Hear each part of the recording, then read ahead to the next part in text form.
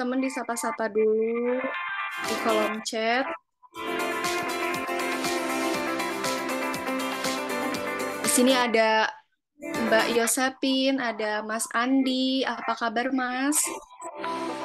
Di sini juga ada Mas Gufron, Mbak Helga.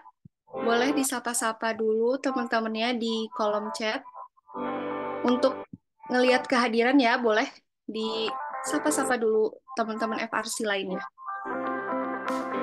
Ya udah mulai pada join ya. Di sini juga sudah ada pemateri kita, Mas Vicky. Boleh Mas Vicky disapa-sapa juga. Halo semuanya, salam kenal. Kedengeran ya suaraku ya? Oke, kedengaran Mas. Oke, Nah, aman. jadi teman-teman ini speaker kita hari ini ada Mas Vicky Alamsyah yang nanti akan ngasih materi-materi yang tentunya sangat insightful ya buat teman-teman. Boleh nih, udah mulai pada masuk juga nih. Ada Mbak Sally. Boleh disapa-sapa dulu Mbak. Ada Mbak Utari. Mas Fatur, boleh disapa-sapa dulu di kolom chat. Ini kita akan sebentar lagi akan mulai ya eventnya. Jadi teman-teman boleh ajakin teman-teman FRC lainnya juga untuk segera bergabung di event kali ini. Nah, ini ada nih respon dari Mbak Sally. Terima kasih, Mbak. Halo, katanya. Oke, siapa lagi nih? Mas Andi, apa kabar, Mas? Boleh disapa-sapa dulu, ada Mas Gufron nih. Ada Mas Gufron juga. Boleh disapa-sapa dulu member FRC lainnya di kolom chat ya, teman-teman. Selamat pagi Mas Gufron, terima kasih banyak sudah hadir di event TikTok Series 6 hari ini. Nah, di sini juga udah ada Mbak Alexa atau Mas Alexa ini. Sudah hadir ya di Zoom kali ini. Halo Mas, Mbak. Oke. Sebentar lagi kita akan mulai ya teman-teman. Jadi dipastikan teman-teman juga untuk ajakin teman-teman FRC lainnya untuk segera bergabung ya.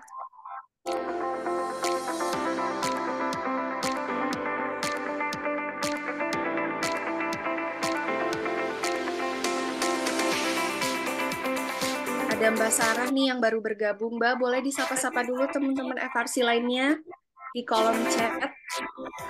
Halo, selamat pagi semuanya. Pagi Mbak.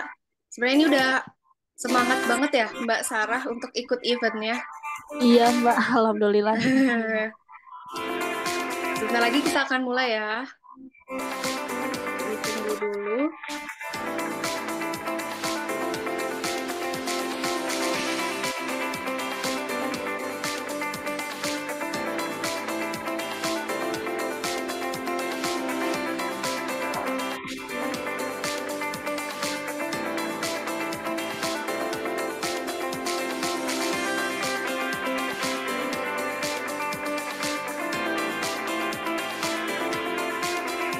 Ini sudah mulai banyak yang bergabung, mulai berdatangan nih. Kita sapa-sapa lagi, ada Mbak Yaning Tias. Boleh disapa-sapa dulu Mbak di kolom chat. Ada Mbak Lili. Selamat pagi Mbak, apa kabar? Ini Mbak Evita juga sudah hadir. Mbak Karisma nih sudah hadir juga ya di pagi hari ini. Boleh disapa-sapa dulu di kolom chat.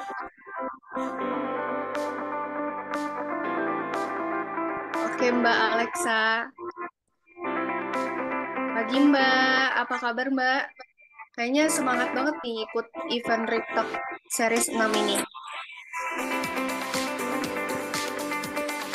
Oke, sudah mulai datang juga ya, sudah mulai join juga nih. Sudah mulai banyak yang join. Mas Yoga. Pagi semuanya.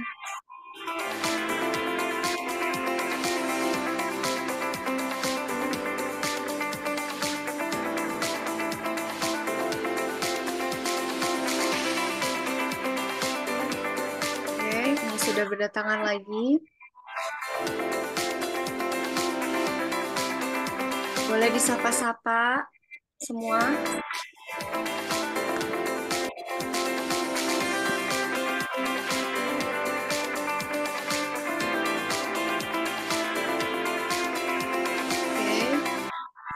Boleh sambil diajak juga ya teman-teman di grup teman-teman FRC lainnya untuk segera bergabung karena event akan mulai dalam beberapa menit lagi. Jadi dipastikan semuanya hadir dari awal ya karena nanti akan ada link juga untuk registrasi untuk menandakan kehadiran teman-teman pada event hari ini. Boleh disapa-sapa lagi nih teman-temannya. Mbak Lili, selamat pagi Mbak. Semangat sekali sepertinya nih hari ini. Oke.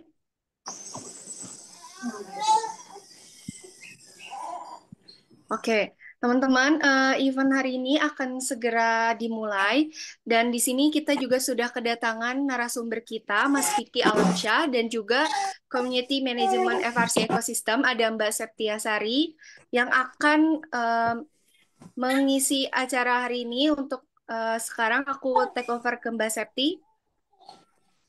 Silakan Oke, Mbak. thank you Alin. Oke, selamat pagi semuanya teman-teman. Oke, aku mau Selamat dengar pagi, suaranya Mbak. dong. Selamat pagi. Oke, ada Mbak siapa Pagi, nih? Mbak. Udah on cam. Ada Mbak Karisma ya. Siapa lagi nih, teman-teman? Ada Mbak Karisma. Siapa lagi teman-teman? Teman-teman seperti biasanya ya, bahwasannya emang ada kewajiban, namun bagi teman-teman yang on cam dari awal sampai akhir nanti gitu ya, kita ada extra reward nih teman-teman sebagai partisipan aktif. Jadi buat teman-teman silahkan untuk on cam ya teman-teman. Oke, di kolom chat ada yang menyapa ini. Aku mau dengar suaranya sih gitu ya teman-teman. Ada dari Baru Ningtyas. Halo Baru Ningtyas, selamat pagi. Oke, sudah angkat tangan ya. Dia nggak sabar untuk bertanya. Siap, nanti ada sesi Q&A ya.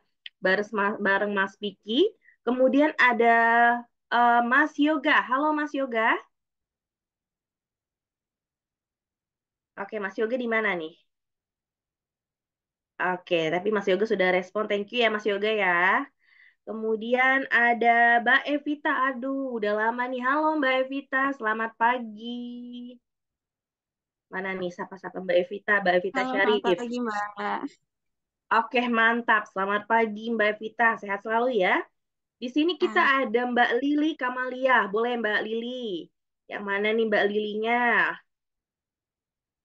Oke. Teman-teman feel free untuk on cam ya. On cam pun di FRC kita ada rewardnya. Sebagai keaktifan teman-teman dari awal sampai akhir. Nggak rugi, pokoknya silakan teman-teman ya. Oke. Ada Mbak Sarah Salsabila pagi Bu Septi. Halo, selamat pagi Mbak Sarah. Mas Yoga. Oke, Mas Yoga hai juga. Oke, teman-teman, thank you. Pagi ini sambil menunggu para member FRC lain untuk bergabung ya, mungkin nanti dibantu Mbak Alin untuk reach out lagi ya teman-teman FRC. Nah, di situ ada link attendance, tapi teman-teman akan dikatakan valid gitu mengikuti event ini apabila sudah mengikuti acara ini dari awal sampai akhir gitu ya. Nanti tentunya dalam pengisian attendance dan survei ini teman-teman mendapatkan kesempatan ya kesempatan mendapatkan reward dalam event kali ini. Nah, pagi ini tidak berlama-lama, saya tidak sendiri. Kita sudah kedatangan narasumber kita pada pagi ini. Halo Mas Vicky. Halo Mbak Septi. Kedengeran ya? Oke, Ya? Aman ya? cukup clear Mas. Bagaimana hari ini, semangat ya Mas Vicky ya? Ya semangat, karena kan bentar lagi kita liburan ya, di Senin Selasa. Harus semangat nih. Iya, betul. Menuju itu ya, long weekend ya Mas Vicky. Jadi sebelum long weekend kita udah diisi materi dulu biar masuk nanti, biar bisa gencar lagi ya Mas ya. Oke teman-teman, kalau gitu kita akan memulai event pada pagi ini. Thank you Mas Vicky ya, kita udah gabung sebelum teman-teman gabung di sini. Izin di record ya teman-teman, sehingga nanti kita bisa untuk reuse lagi materi yang disampaikan dari Mas Vicky. seperti biasanya teman-teman jangan lupa ya untuk dicatat nanti materinya yang disampaikan dari Mas Vicky, karena nanti ada berbagai pertanyaan yang udah disiapkan dari Mbak Alin ya, Mbak Alin ya. Pertanyaannya dan jawabannya itu nggak jauh-jauh dari seputar materi yang diberikan. Oke, kalau gitu thank you teman-teman. Sebelum kita memulai pada pagi ini, mari sama-sama kita melapaskan lapas basmalah terlebih dahulu ya. Oke, teman-teman. Nah, event Rectalk Series yang ke-6 ini itu adalah kegiatan rutinan ya yang dilaksanakan dari FRC Ekosistem MSBU. Dan materi kita yang ke-6 ini adalah mengenai Connecting the Dots, Leveraging GIS and IoT for Tech Talent Acquisition. Nah, Mas Vicky dan teman-teman di sini semuanya, bahwasannya kita ini di FRC ini ya Mas, dengan jumlah member per kuarternya itu 250 member. Ya, 250 member mungkin sekarang masih banyak aktivitas, tapi mereka nanti akan menonton ulang ya Mas ya, terkait kegiatan kita pagi ini. Mereka berbagai macam background. Nah, backgroundnya itu ada yang memang baru menjadi tech recruiter, kemudian juga talent acquisition, HR, dan fokusnya untuk penambahan talent IT melalui MSBU.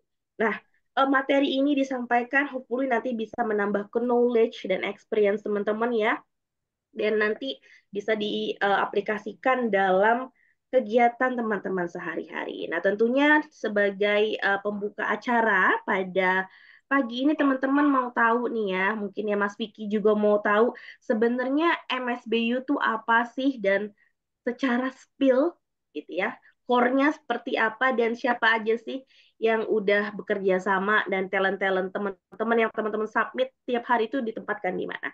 Mari kita saksikan.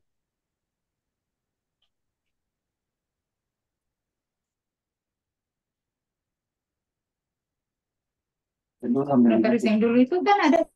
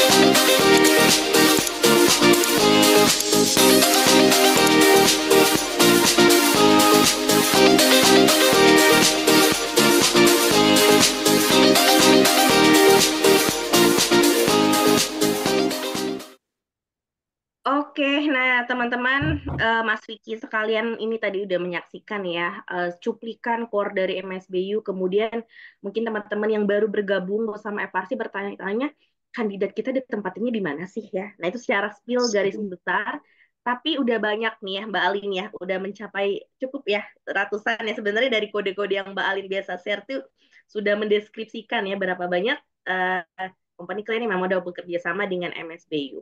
Nah, untuk lebih lanjut teman-teman silahkan untuk mengikuti our medsos gitu ya di LinkedIn dan media sosial kita di Instagram, dan nanti teman-teman bisa untuk sharing gitu ya terkait experience teman-teman juga. Oke, kalau gitu sebelum kita mulai acara tentu ada do and dance-nya yang teman-teman wajib patuhi. Ya, apa sih do and dance-nya? Nah, yang pertama untuk do-nya yang harus teman-teman lakukan selama kegiatan ini adalah teman-teman of course saya harapkan untuk on cam ya selama acara berlangsung. Karena bagi yang on cam dari awal sampai akhir nanti kita ada extra reward-nya.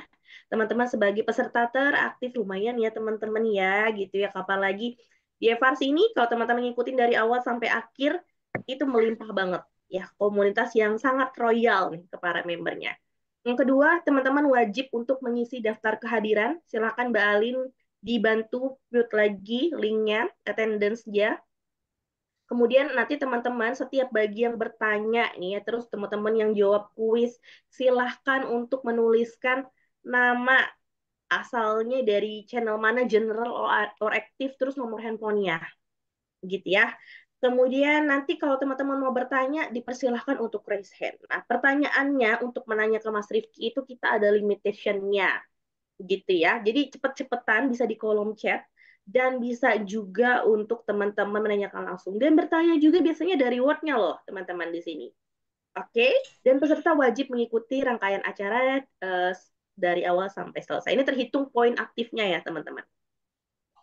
Oke, Don-nya apa aja sih ya teman-teman di sini? Of course kita sebagai community profesional, jadi teman-teman dilarang keras untuk berkata kasar atau yang berbau sara ya, yang akan memicu kerusuhan ya.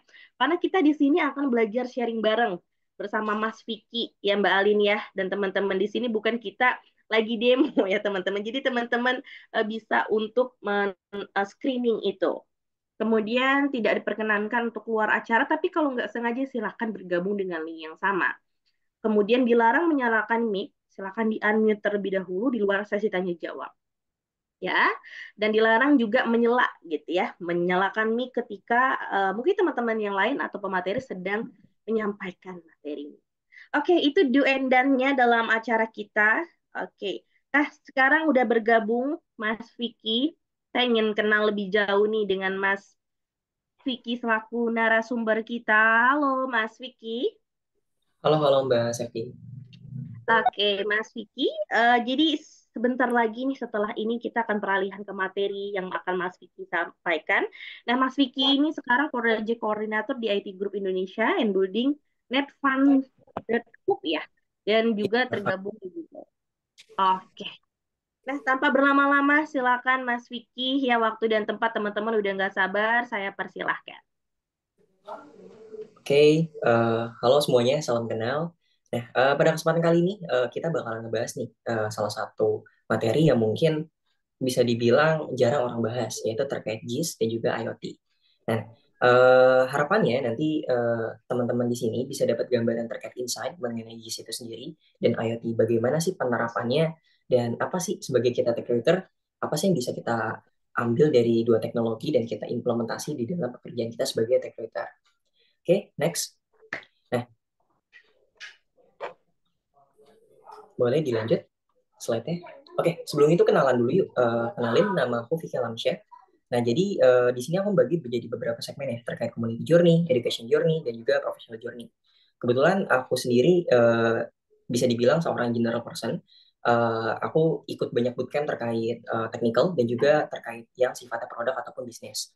Nah, saat ini aku aktif sebagai co-organizer untuk GDG Depok, Google Developer Group Depok. Jadi ada sebuah komunitas yang disebut dengan Google Developer Group Depok, yang itu basisnya di kota.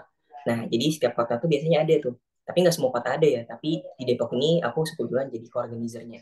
Kemudian, aku juga aktif di komunitas produk sendiri, yaitu di API Academy, sebagai produk competitive gitu di tahun 2023. Nah, jadi untuk di TK sendiri aku aktif di GDG Depok, sedangkan kalau misalkan di dunia produk yang sifatnya general, itu aku aktif di API Academy. Nah, selanjutnya aku juga mengikuti beberapa bootcamp ya dari yang sifatnya teknikal maupun yang enggak, dan terakhir itu aku ikut juga nih terkait bisnis. Nah, saat ini sebagai pengalaman profesional atau pengalaman bekerja sendiri, aku aktif sebagai project coordinator di IT Group Indonesia gitu, dan juga sebagai founder untuk Navana Hub. Nah, Navana Hub sendiri kebetulan itu sebuah agensi atau software house yang emang kita tuh fokusnya di data spasial, gitu, analisis spasial gitu. Nah, oke, next. Oke, nah pada kesempatan kali ini kita bakalan bahas apa sih teman-teman? Jadi kita akan bahas 4 hal nih, mungkin nggak banyak, tapi seenggaknya dapat gambaran kepada teman-teman recruiter, teman-teman yang ada di sini, sebenarnya apa sih yang perlu kita tahu terkait GIS dan juga IoT, dan apa sih sebenarnya yang bisa kita manfaatkan nih dari dua teknologi ini. Nah, jadi kita akan belajar nih yang terkait get to know about GIS and IoT, terus juga terkait mengapa sih kita pakai GIS dan IoT ini untuk rekrutmen, dan juga mungkin study case nih, study case sederhana mengenai GIS dan IoT. Walaupun study case ini lebih ke pemaparan aja, tapi di sini kita akan coba diskusi ya. Kita coba diskusi bagaimana teman-teman HR yang biasanya di lapangan itu seperti apa, dan kita bisa nih terkait gimana sih implementasinya tuh di GIS dan IoT itu di rekrutmen. Dan terakhir ya kesimpulan terkait materi kali ini. Oke, next teman-teman. Oke, bisa dilanjut untuk slide-nya. Oke. Nah, kita mulai dari GIS dulu ya. Sebenarnya GIS itu apa sih? Mungkin beberapa banyak yang asing, tapi juga beberapa ada yang tahu juga ya. Jadi GIS itu merupakan singkatan ya, singkatan dari Geographic Information System, atau biasa yang dikenal dengan Sistem Informasi Geografis atau SIG. Nah, mungkin kalau teman-teman tahu map itu sebenarnya salah satu SIG atau Sistem Informasi Geografis, kayak Google Maps, kemudian Waze, itu salah satu SIG. Cuman peruntukannya untuk ya sebagai peta jalan atau navigasi gitu. Nah, jadi GIS itu pada dasarnya nggak cuma buat terkait map doang, tapi pada dasarnya merupakan sebuah teknologi atau sebuah tools yang kita dapat memetakan dan menganalisis nih terkait hal-hal yang ada gitu. Nah, jadi di dalam GIS ini kita tuh bisa yang namanya melalui pendekatan geografi gitu, pendekatan yang namanya geografi. Nah, geografi itu berarti menggunakan data spasial. Nah, data spasial mungkin teman-teman pada bingung sebenarnya data spasial itu apa. Ya, jadi data spasial itu sendiri merupakan data terkait titik koordinat atau yang berhubungan dengan geografi sendiri. Nah, kalau kita pernah lihat map, kalau kita lagi share maps, misalkan kita lagi sharing terkait eh, maps kita nih, terkait rumah kita sharing lah terkait location. Nah, titik rumah kita kok bisa ya ada di map terus muncul gitu di peta. Nah, titik itu sebenarnya mengandung yang namanya longitude dan latitude. Nah, mungkin pernah dengar ya longitude dan latitude ketika kita baca peta atau map. Nah, longitude dan latitude itu merupakan data spasial yang nantinya mungkin lintang barat atau bujur timur, nah kayak gitu-gitu. Jadi terkait longitude dan latitude itu. Jadi dari data spasial tadi itu bisa diolah teman-teman, dan diolahnya tadi itu bisa dianalisis, dan use case terkait si data spasial tadi atau SIG tadi itu bisa banyak hal gitu. Nah, kalau kita lihat di sini ya teman-teman, di sini tuh ada namanya kalau dari gambar ya ada data source kan. Nah, data source ini menepati beberapa layer ya kan. Ada layer terkait street data, terus kemudian ada building data, vegetation data, dan kemudian integration data. Nah, jadi sebenarnya SIG ini punya banyak layer. Terkait beberapa layer ini, nantinya kita bisa tambahkan. Maksudnya tambahkan apa? Jadi, kalau kita lihat Maps itu sebenarnya udah beberapa layer. Yaitu ada jalan, ada buildingnya juga, terus juga ada POI, atau Point of Interest. Nah, Point of Interest itu meliputi apa saja sih? Kayak bengkel, rumah sakit, restoran. Nah, kalau kita lihat di map kan ada titik-titik itu. Nah, itu disebut dengan POI, Point of Interest. Nah, jadi integrate data tadi yang ada di jalanan, kemudian ada data-data terkait POI tadi, itu bisa kita tambahkan. Atau kita bisa main di layernya. Nah, layer tadi nanti bisa dianalisis. Selain kita bisa analisis, kita nanti akan visualisasikan. Sehingga nanti dapat menjadi gambaran insight terkait apa sih yang pengen kita gali terkait data yang ada gitu. Nah, nanti implementasinya akan kita bahas terkait implementasi GIS dari yang udah ada nih gitu. Oke, kita boleh lanjut next. Boleh dilanjut slide-nya. Nah, sebenarnya komponen pada GIS itu apa aja sih? Komponen ini meliputi sebenarnya kalau kita pengen bikin GIS, apa aja sih yang kita perlukan gitu. Nah, jadi ada beberapa hal nih teman-teman. Yang pertama adalah terkait software, data, people, dan metode. Nah, di software kita mengenal dua hal ini nih, dua aplikasi besar yaitu Esri dan juga QGIS.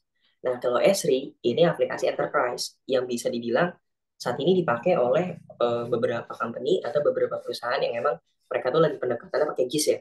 Itu pakai Esri. Dan cuman emang lisensi dari Esri ini cukup tinggi ya, bisa sampai miliaran atau bahkan triliunan. Karena emang semahal itu untuk Esri. Karena dia menyediakan cloud atau servernya juga gitu untuk pengolahan analisis geografisnya. Nah, di Esri ini mungkin kalau teman-teman tahu di tambang atau mungkin di Pertamina itu biasanya mereka menggunakan GIS juga ya. Salah satu yang mereka gunakan itu Esri. Tapi kalau misalkan kita nih sebagai pemula, kita pengen sebagai recruiter, kita pengen coba ya, kita mau belajar terkait QGIS, kita pengen belajar terkait GIS ya, kita bisa pakai namanya software namanya QGIS. QGIS ini gratis teman-teman. Teman-teman bisa install, dia bisa diinstal di Windows, bisa diinstal di macOS ataupun di Linux. Jadi bisa nih nanti kalau misalkan kita pengen belajar terkait QGIS. Jadi kan mungkin tools teman-teman bisa jadi cuma Office ya, kayak Google Sheet atau data atau Google Workspace lah terkait rekrutmen ya.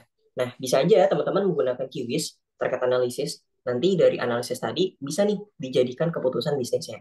Cuman nanti kita akan coba bedah lagi ya secara khusus untuk rekrutmen. Nah, selanjutnya ini data ya, data ini terkait tadi ini kan aplikasi. Nah, aplikasi ini butuh data nih, data layernya. Kita mau olah data apa? Kalau kasusnya di sini adalah rekrutmen, berarti kita butuh data-data terkait people atau orang-orang yang menjadi talent-talent ya, talent-talent yang dibutuhkan. Kita bisa memapping tadi talent-talent tadi tinggal di mana, rumahnya di mana, itu bisa divisualisasikan di QGIS. Sehingga kita bisa mendapatkan gambaran insight, nggak cuma berdasarkan nama, tapi berdasarkan lokasi geografis. Nanti bakalan dapat banyak insight ya. Bahkan dari situ kita bisa integrasikan ke banyak hal. Kemudian people ya, tentunya ya people ini untuk memenuhi data, biasanya kita perlu orang untuk melakukan surveying atau enggak untuk melakukan pencarian datanya. Jadi makanya kita butuh orang. Nah, kemudian juga ada metode. Nah, metode ini berkaitan dengan kita pengen dapat data ini dari mana. Nah, biasanya banyak hal ya. Tapi umumnya untuk metode yang kita pakai adalah surveying atau dapat data, kita dapetin data itu dengan menanyakan langsung kepada pihak yang terkait. Nah, cuman untuk metode ini bisa aja nah namanya kita rekrutmen, kita kan pasti interview orang dan kita tahu nih terkait data orang-orang itu dia tinggal di mana atau enggak dia berada di mana, itu kita bisa langsung aja gitu tanpa perlu kita datang ke orangnya, tapi justru melalui proses rekrutmen tadi kita udah punya database nih. Nah, dari database tadi kita tinggal bisa kita olah dari ke QGIS-nya seperti itu. Oke, kita next. Bisa dilanjut. Nah, ini beberapa contoh implementasi GIS ya dari aplikasi yang udah ada. Nah, ada beberapa aplikasi terkait sistem informasi bangunan atau IMB. Nah, jadi ini kalau nggak salah nama aplikasinya tuh Simaba. Kalau teman-teman lihat di Play Store ada namanya Simaba. Nah, Simaba ini dia itu mengasih tahu ya terkait izin mendirikan bangunan, itu bagaimana gitu. Kira-kira kalau misalkan kita mau bikin bangunan di sini, izinnya itu seperti apa? Karena kita tahu ya kalau misalkan nggak semua tempat itu bisa dijadikan kantor. Karena ada peraturan kalau misalkan ada yang emang sifatnya itu tipenya itu pemukiman, tapi ada juga yang tipenya itu bisa dijadikan kantor juga atau sebagai alat bisnis. Gitu. Nah, kalau misalkan teman-teman tahu di pemerintahan juga ada di DKI Jakarta namanya adalah dari pengelolanya itu DPMPTSP dari satu peta nama aplikasinya. Nah, dari satu peta itu dia nggak cuman di aplikasi internal mereka ya, itu nggak cuman ngasih terkait tipe-tipe bangunan dan izinnya, tapi juga di dalam situ ada namanya tata rancang kota.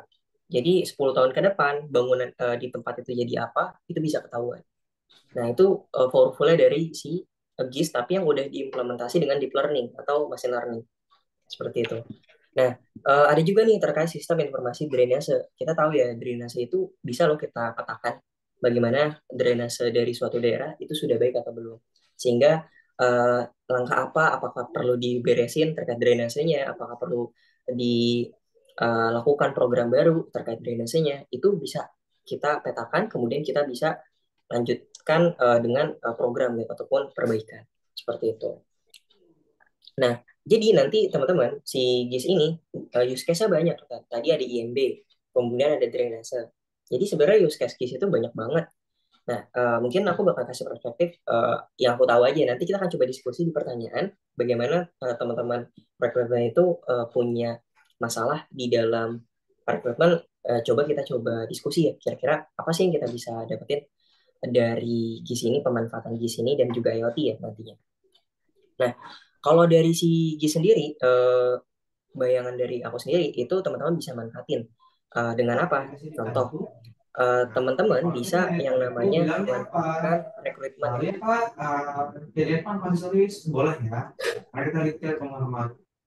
Oke, jadi dari teman-teman rekrutmen tadi bisa memetakan terkait posisi dari talent-talentnya. Nah, dari posisi talent tadi, kita tahu ya ada beberapa hal yang membutuhkan. Ya, misalkan lokasi company A yang emang kita kerjasama dengan dia butuh talent. Nah, pasti kan yang namanya talent itu pengen butuh yang sekiranya lebih dekat ataupun selain dia fit dengan fit dengan yang namanya kriteria dari requirement dari pekerjaannya, lebih dekat atau posisinya itu dapat dijangkau dari tempat itu akan memudahkan juga kan kita dalam mengambil keputusan. Nah, mungkin kita akan bahas di study case-nya jauh lebih detail. Next. Oke. Nah, selanjutnya kita akan bahas mengenai Internet of Things.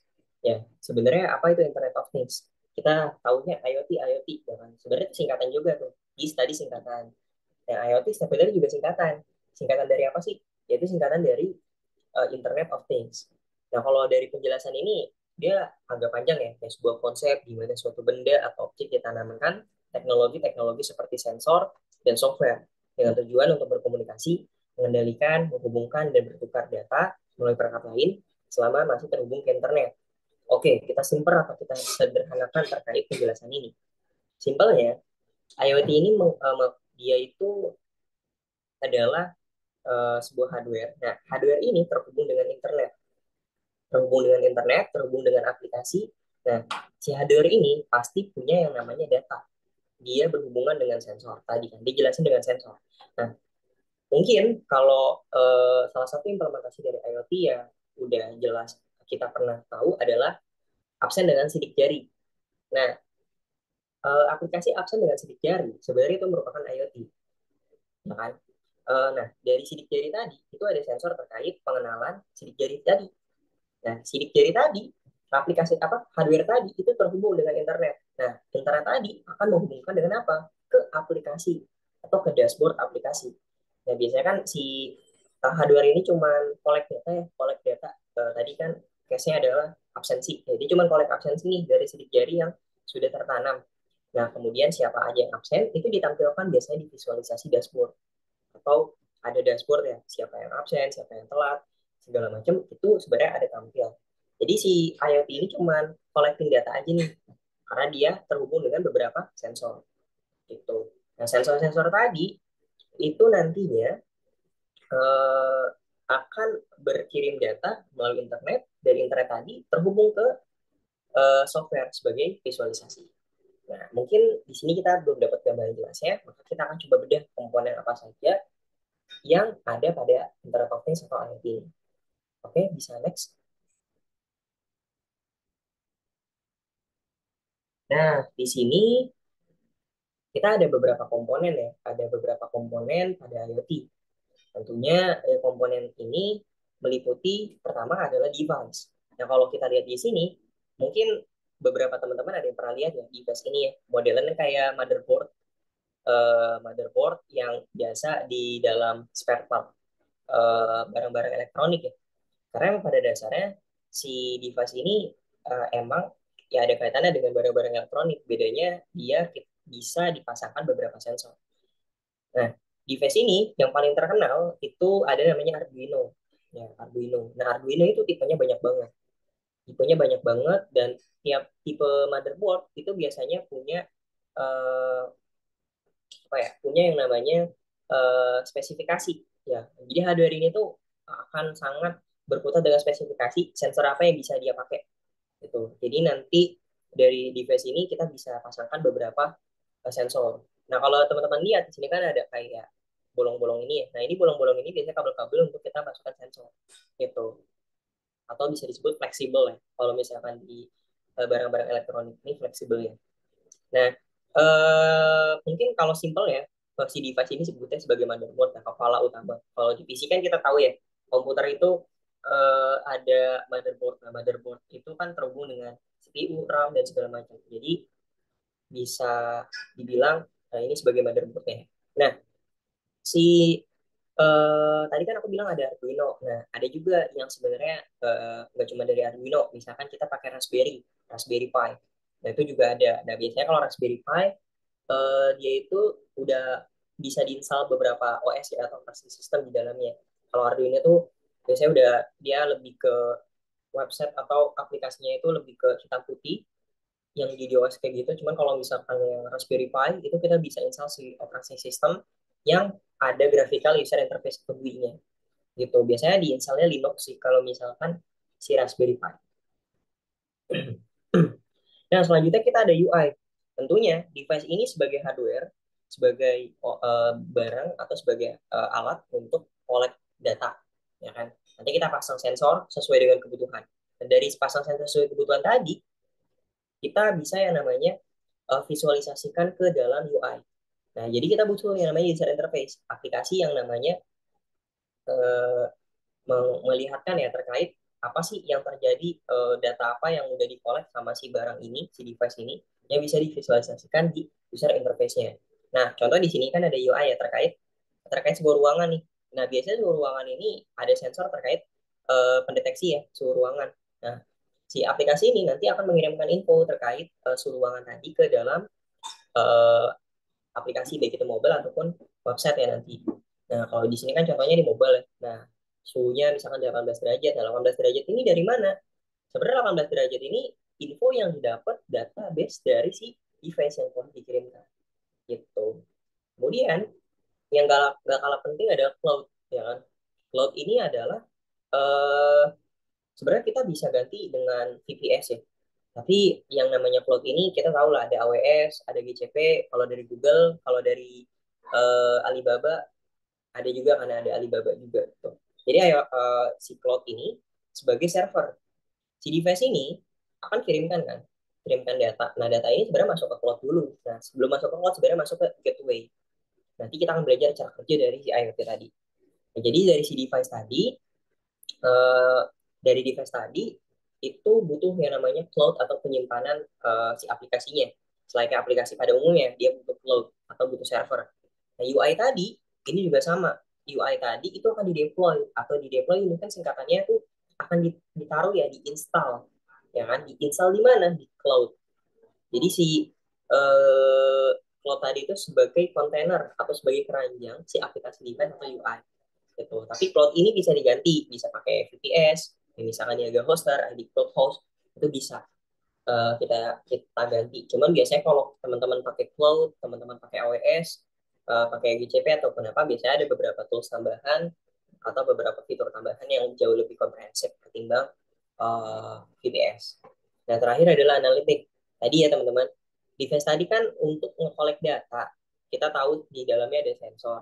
Sensor tadi nanti akan disimpan, kemudian dikirimkan ke UI. Yang kan UI tadi, di balik layar atau di back end-nya itu ada analitik. Kita pengen dapat insight apa, perlu namanya analitik. Nah, jadi kita bisa mendapatkan kesimpulan terkait beberapa hal tadi menggunakan analitik tadi. Nah, jadi si UI tadi cuma interface saja, di belakangnya di backend yang mengolah data analitiknya.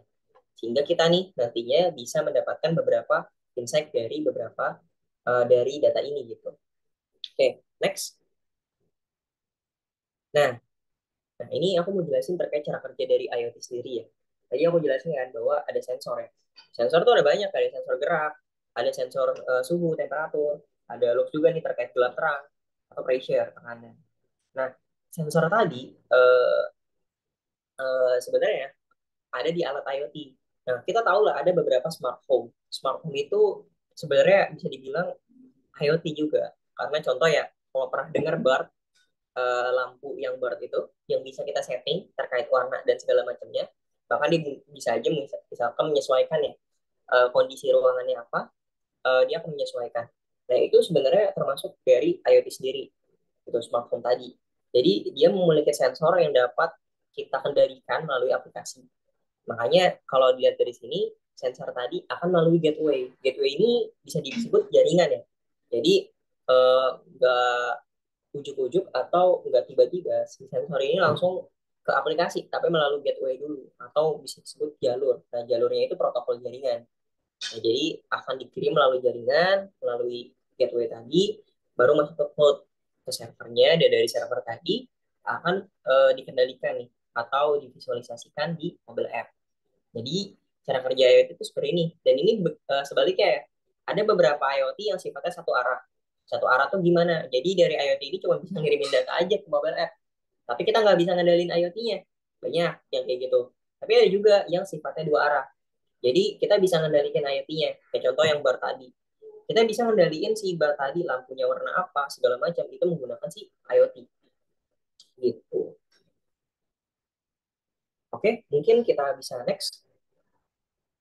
Nah, mungkin buat gambaran yang terkait role in IoT. Sebenarnya uh, kalau di Indonesia sendiri, kadang dijadiin satu gitu antara jatuhnya IoT developer gitu. Padahal sebenarnya kalau misalkan umumnya sendiri itu dipisah gitu. Kita tahu ada namanya hardware developer, tapi ada juga namanya embedded developer. Nah, kalau hardware developer itu apa sih? Jadi kita tahu tadi kan ada device. Device tadi itu bisa dibilang sebagai alat untuk kita itu ngebuat si IoT-nya kan sebagai alat untuk sensor segala macam itu pakai perangkat IoT.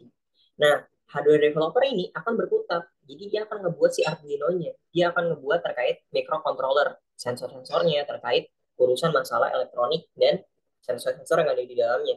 Gitu. Makanya kalau misalkan di hardware developer, skill yang dibutuhkan adalah mengenai desain circuit. Terus dia tetap ngoding ya, tapi dia ngodingnya itu dari sisi microcontrollernya. Terus juga terkait sensor dan segala macam dia juga butuh gitu. Dan juga dia paham terkait komunikasi dan kabel. Karena kita tahu ya di dalam hardware itu kompleks sirkuitnya.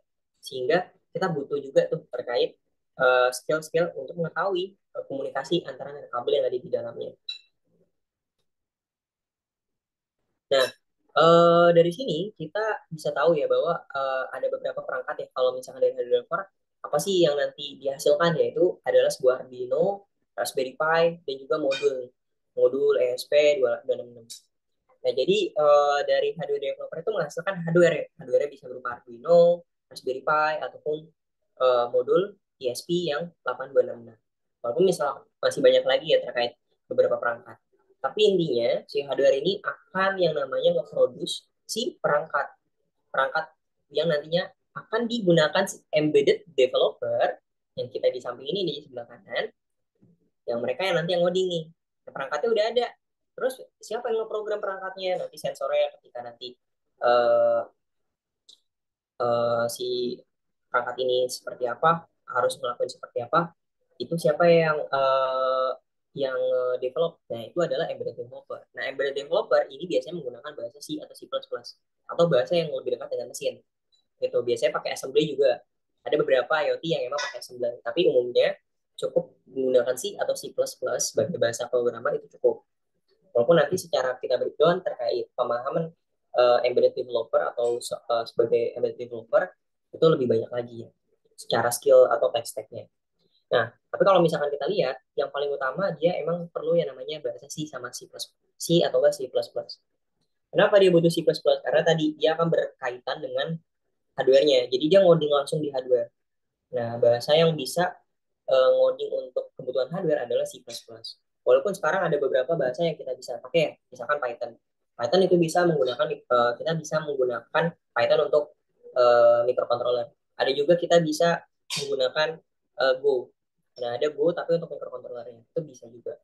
Jadi sebenarnya nggak cuma C++ ya, tapi umumnya mungkin yang saat ini umum atau kebanyakan ya C++ gitu. Nah, hasil dari si embedded developer adalah firmware atau sensor ya, atau driver atau perangkat.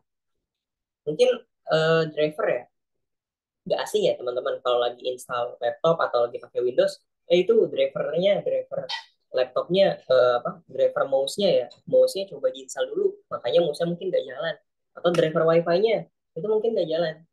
Nah, jadi driver itu adalah sebuah aplikasi yang menghubungkan hardware yang ini, si keyboard tadi, dengan si perangkatnya, gitu. Makanya kalau misalkan kita lagi pakai keyboard wireless atau mungkin keyboard apapun ya, itu secara default nanti dia akan dipasangkan eh, aplikasinya gitu. Jadi si driver ini sebenarnya sebuah software, tapi dia lebih ke software yang menghubungkan dengan perangkat kerasnya gitu. Nah, jadi makanya si driver tadi dibutuhkan karena kalau misalkan nggak ada driver si perangkat itu nggak akan dikenali kayak misalkan di sini ya aku punya keyboard mouse ya Logi ya ini kan ada beberapa uh, ada klik kanan klik kiri terus ada scrolling. Nah, terkait fungsi-fungsi ini yang ngatur itu adalah driver bukan perangkatnya ya udah ada cuman yang ngatur terkait logiknya terkait bagaimana cara kerjanya adalah si perangkat driver ini. Oke. Nah, ada pun beberapa role yang mungkin aku nggak tampilkan, yaitu adalah seperti mobile developer atau back-end developer segala macam. Jadi pada dasarnya si IoT developer itu tetap butuh role-role umum ya, kayak front-end, back-end, mobile developer kalau misalkan emang dia bikin aplikasinya di mobile, itu tetap butuh teman-teman. Dan nanti akan disesuaikan juga front end back end itu tetap bisa pakai yang sekarang, mau pakai React atau mau pakai framework yang lain itu sebenarnya bisa. Nah itu mungkin terkait role ini sebagai gambaran aja ya, biar nanti teman-teman tahu nih bahwa sebenarnya beberapa ada yang dibagi dua kayak gini nih, hardware developer atau enggak embedded developer. Tapi biasanya sekarang tuh dijadiin full stack namanya IT developer. Jadi dia ngerjain hardware juga, dia ngerjain embedded juga gitu. Jadi nanti hasil akhirnya berupa apa API nanti. Bahkan sampai dia nge-develop backend. Biasanya beberapa yang kayak gitu. Karena tadi ya pengen hemat dari sisi company, pengen hemat. Jadi dia ambil yang bisa ketiga hal ini gitu. Oke, kita next. Nah, sebenarnya apa sih kenapa kita pakai GIS dan IoT untuk recruitment? Gitu. Jadi ini alasan-alasan aja ya terkait kenapa kita bisa menggunakan IoT dan juga GIS ke dalam recruitment gitu. Karena sebenarnya ini umum gitu. Oke, kita next. Nah, yang pertama adalah pengambilan keputusan yang berbasis data yang lebih baik. Kita tahu bahwa semua hal itu ketika kita punya data akan jauh lebih valid. Ketika kita punya data pasti jauh lebih valid ya. Contohnya adalah ChatGPT. ChatGPT itu kan sebenarnya artificial intelligence atau machine learning. Bahkan udah tahapan machine learning. Yang namanya machine learning atau ML, ML itu punya dataset atau dia dikasih data lah, makanannya itu data. Semakin si machine learning ini dikasih data, maka margin of error terkait jawaban dari ChatGPT ataupun Gemini itu akan jauh lebih valid. Nah, oleh karena itu si GIS dan IoT ini sangat berguna nih dalam pengambilan keputusan data. Kenapa? Karena apa? Pertama, GIS dan IoT itu memungkinkan kita untuk mengumpulkan dan menganalisis data yang lebih akurat. Sehingga nih perusahaan kalau misalkan pengen data nih yang real time, ya kan? Tapi berdasarkan data geografis ya, kalau yang GIS itu bisa kita lakukan gitu. Nah kemudian dari IoT kita bisa aja kan menggunakan untuk mengumpulkan ya data real time tentang interaksi kandidat. Kalau di sini ya kita bisa interaksi kandidat atau efisiensi proses perekrutan. Karena gini, ada beberapa mungkin rekrutmen yang butuh terkait pendeteksi wajah ya. Karena kan ada beberapa pendeteksi wajah atau mungkin kita butuh data muka dan segala macam. Nah itu bisa kita efisiensi dengan menggunakan IoT gitu di dalamnya. Karena sensor-sensor tadi itu berguna ya terkait mungkin IoT berguna banget buat mendeteksi kesehatan atau sensor-sensor beberapa macam ini sehingga data terkait kesehatan dari talent atau kandidat itu bisa kita store, kita bisa collect, kemudian kita masukkan ke dalam database kita dan visualisasikan ke dalam tampilan dashboard ataupun visualisasi lainnya. Nah kalau di GIS sendiri kita itu bisa menganalitik ya kan spasial tadi, kita bisa menganalisis mengidentifikasi sumber-sumber bakat berdasarkan data geografis. Nah, mungkin dari sini teman-teman bisa dapat gambaran adalah titik-titik POI atau titik-titik lokasi dari si kandidat. Kan si kandidat itu kan pasti punya tempat tinggal. Nah, tempat tinggal itu nanti akan diplot atau visualisasikan menggunakan yang namanya POI tadi tuh. POI tadi nanti ada titik-titik. Nah, titik tadi itu akan bisa punya data. Datanya apa aja? Bisa berdasarkan nama, kemudian ada salary-nya, ekspektasi gaji, keterampilan. Dan dari titik tadi itu kita bisa legendkan loh atau kita klasifikasikan. Jadi klasifikasinya ngapain? Bisa misalkan berdasarkan warna. Misalkan dari persebaran titik yang udah kita masukkan, kita analisis dan kita tampil nih dia tampilan QGIS-nya atau di tampilan aplikasi GIS-nya. Itu kita bisa mapping. Kira-kira si kalau misalkan keterampilannya ini itu warnanya apa? Nanti POI-nya ya titiknya tadi warnanya apa?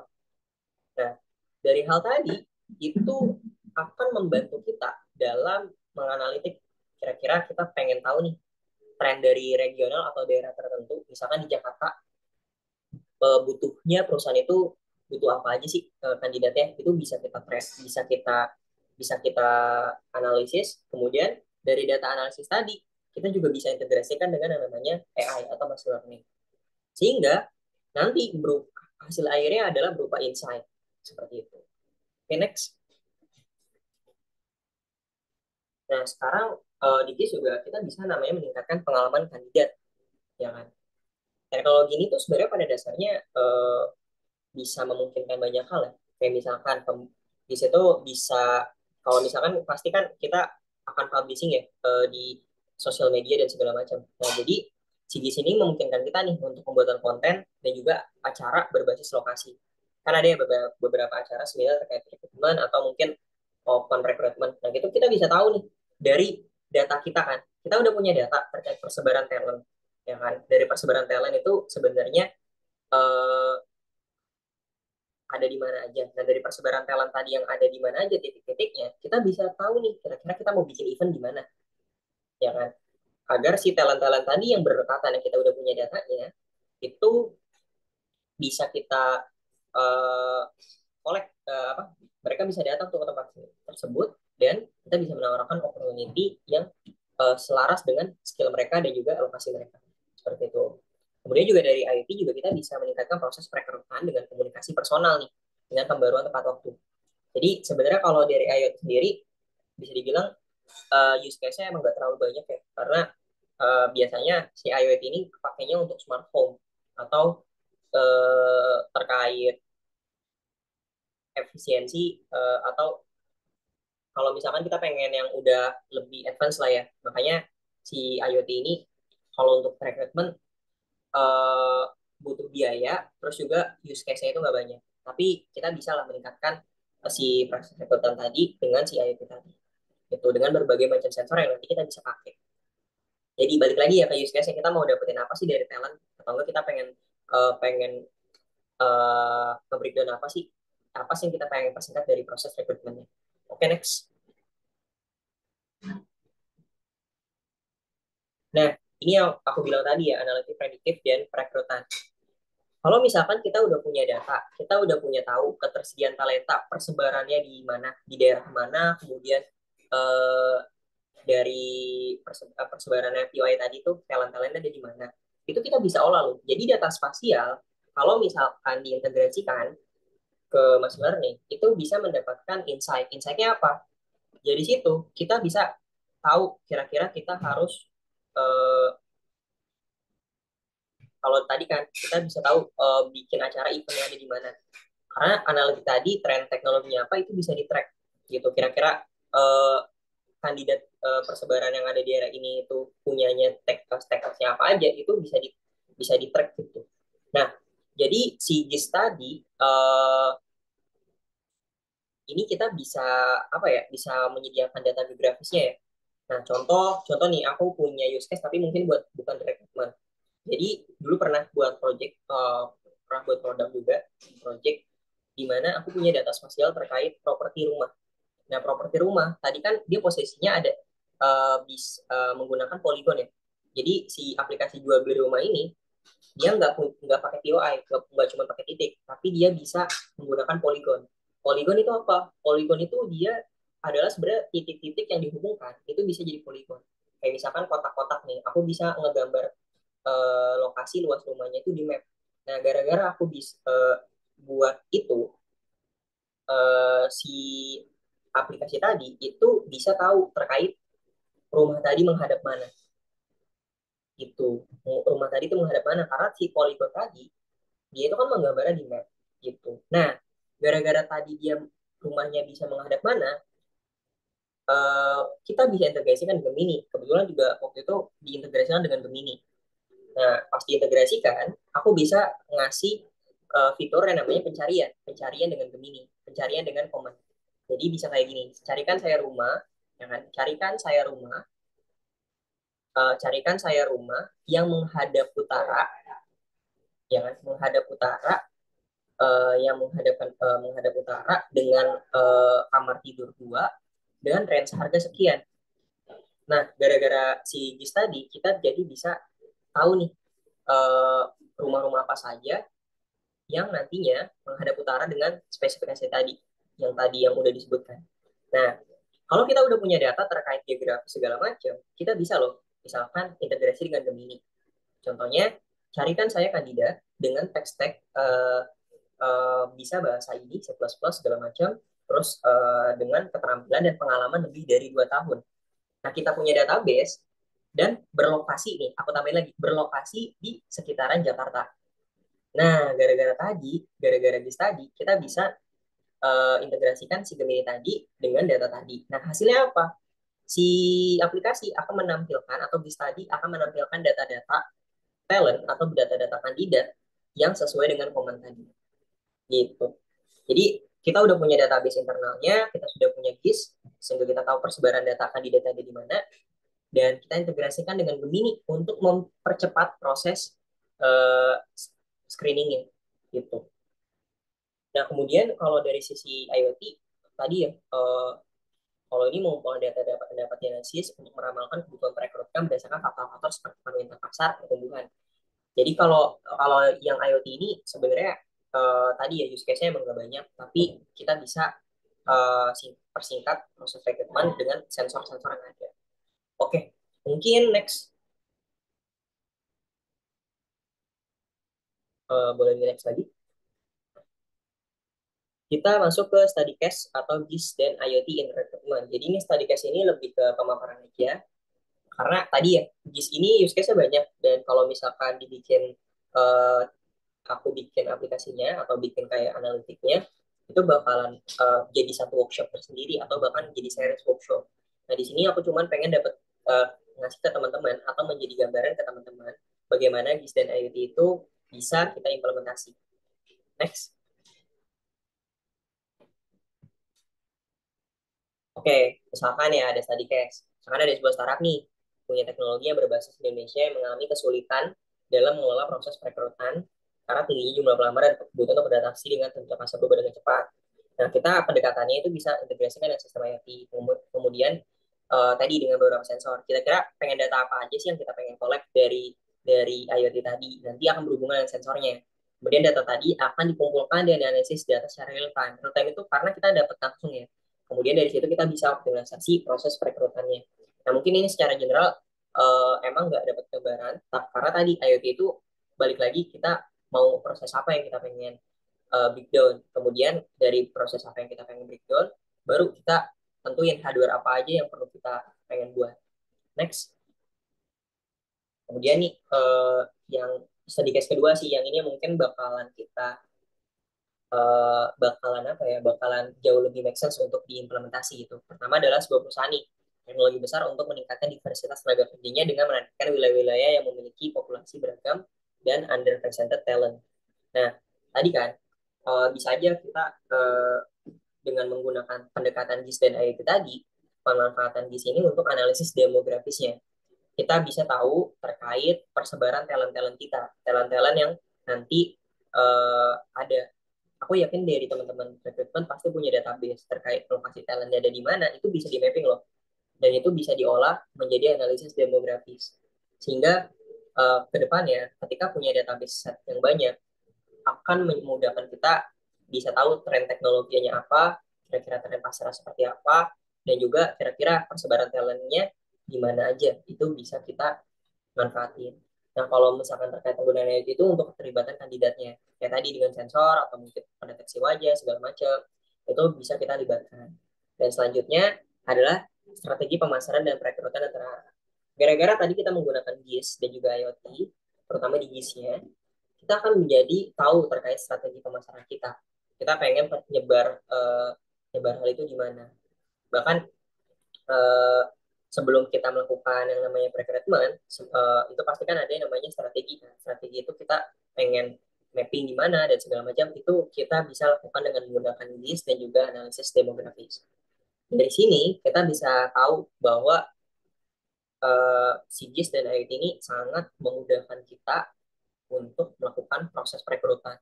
Yang tadinya mungkin kita nggak tahu kira-kira orang-orang yang orang-orang yang kandidat ini tuh ada di mana aja, terus dia punya skill apa aja, kita jadi lebih tahu lah, kita bisa tahu trennya seperti apa. Gitu. Nah mungkin sebenarnya ada beberapa aplikasi yang sebenarnya aku bisa share juga, cuman kemarin aku lihat di Play Store yang dulu pernah aku buat ya, itu sebenarnya bisa teman-teman pakai dan itu free, emang dibikin free. Nah cuman kebetulan pas aku cek si aplikasinya lagi nggak ada di Play Store, Cuma nanti aku bakalan coba share ya, terkait link aplikasinya.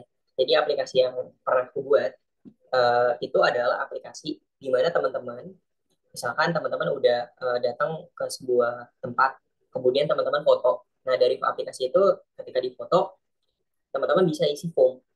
Nah, formnya itu nanti bisa menggambarkan tuh terkait rekrutmennya atau mungkin terkait data dari si orang tersebut. Nah, dari aplikasi tadi akan menampilkan analisis demografi langsung di HP. Jadi nanti titik-titiknya bakalan kelihatan dari cuman foto ya. Jadi dari foto dia dapat tuh longitude sama latitude. Nah, dari itu tadi kita bisa isi informasi umumnya atau informasi terkait talentnya, kemudian nanti di mapping gitu. Nah, kemudian dari aplikasi yang free itu tadi itu bisa di Excel, taruh di Excel ya. Jadi bisa diekspor ke Excel. Nah, dari teman-teman bisa langsung menganalisis lagi lebih lanjut ya menggunakan QGIS. Jadi itu dari Excel tadi itu bisa diimport lagi ke QGIS untuk analisis yang jauh lebih komprehensif. Seperti itu sih teman-teman. Cuma nanti aku bakal coba share ya kalau misalkan si aplikasinya ada. Itu kebetulan dulu aku yang buat sama tim. Dan nanti aku coba share kalau misalkan nggak ada isu tuh di Play Store.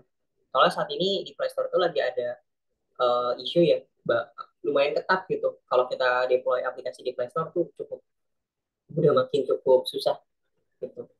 Sama kayak Apple sih, kalau di App Store kita emang agak sulitan untuk kita langsung deploy karena balik lagi kebijakan dari Play Store dan App Store. Oke, next. Mungkin ini beberapa konklusi ya terkait beberapa hal. Konklusi ini menjadi beberapa gambaran bahwa organisasi yang pertama adalah terkait organisasi proses rekrutmen. Kita tahu bahwa di tadi kita melalui pendekatan geografi, sedangkan IoT pendekatannya melalui hardware, jadi sensor dan sensor segala macam itu bisa kita integrasikan. Kemudian data dari data tadi itu bisa langsung masuk ke dashboard aplikasi kita. Cuman tadi ya dari IoT itu butuh cost dan biaya karena dia melibatkan aplikasi. Sedangkan kalau GIS enggak, kita menggunakan aplikasi gratis yang QGIS tadi itu kita udah bisa kita lakukan analisis gitu.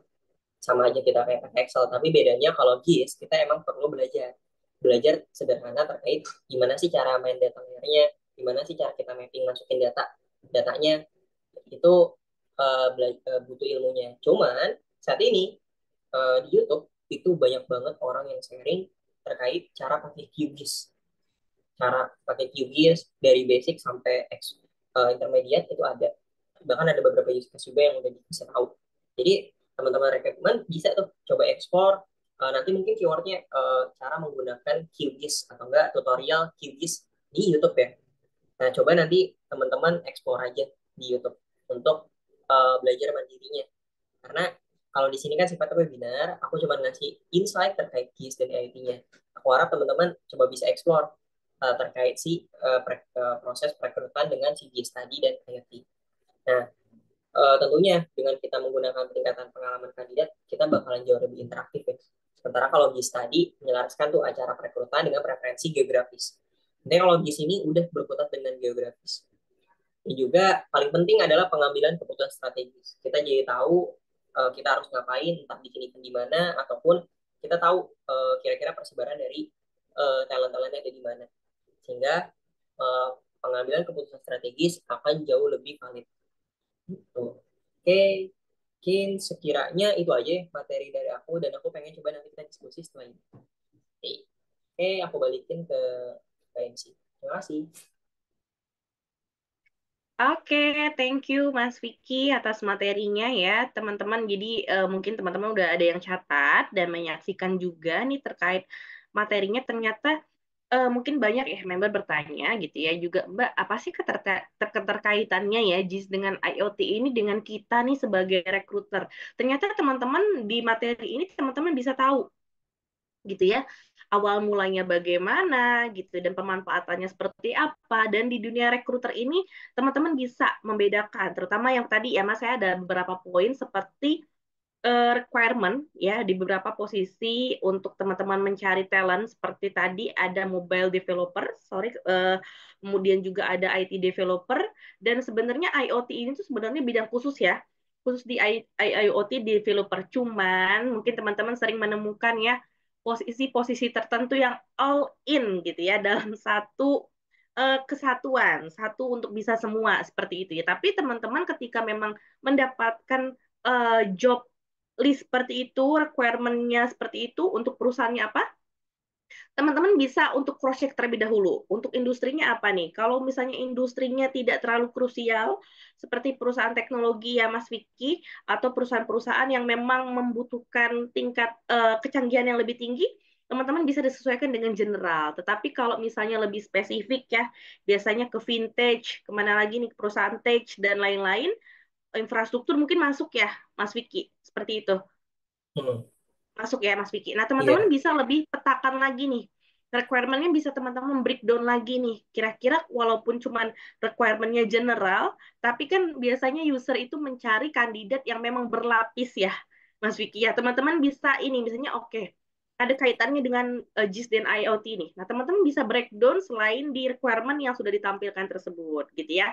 Kemudian optimasinya gitu. Teman-teman bisa menggunakan ini sebagai bahan pengambilan keputusan teman-teman. Biasanya kalau misalnya kita butuhnya dua kandidat, teman-teman ada 3 kandidat nih, berdekatan nih, teman-teman bisa lihat dan tracking gitu ya, yang mana sih yang sebenarnya yang bagus untuk teman-teman deliver gitu ya. Karena nggak jarang juga nih Mas Vicky dalam dunia recruitment, kadang-kadang kandidat itu mereka nggak memilih sudah di offer misalnya karena alasannya jarak gitu ya, alasannya jarak tempuh dan lain-lain. Ini sering banget terjadi teman-teman, bukan tidak capable kandidat teman-teman, tapi ada X faktor di luar dari requirement itu. Jadi so be aware ya teman-teman ya, FRC ya, sudah bisa melihat apalagi sih breakdown-nya. Jadi ketika ada requirement general, silahkan teman-teman untuk breakdown lebih lanjut gitu ya. Nice. Mungkin ini ada pertanyaan gitu ya. Selanjutnya, oke. Saya akan masuk ke sesi pertanyaan. Oke, di sini ada Mbak Karisma nih. Oke, sudah nggak sabar Mas Vicky bertanya Mbak Karisma di sini. Terus sebelumnya saya mau infokan terlebih dahulu bahwasannya sesi Q&A kita ini ada 6. Kita buka 6 penanya nih Mas Vicky di sini. Nanti akan dijawab langsung dari Mas Vicky. Silahkan untuk raise hand atau teman-teman bisa di kolom chat. Tapi saya harap teman-teman bisa untuk open cam ya. Oke, tanpa berlama-lama silahkan ke Mbak Karisma pertanyaannya. Oke.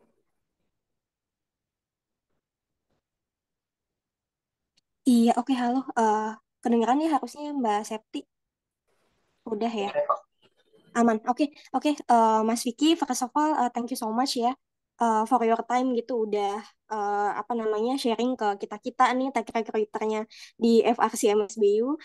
Terus di pagi hari yang cerah ini, yang cukup cerah, aku mau tanya terkait si IoT ini karena kan yang aku tahu untuk company kayak Sherry sama Jala ya.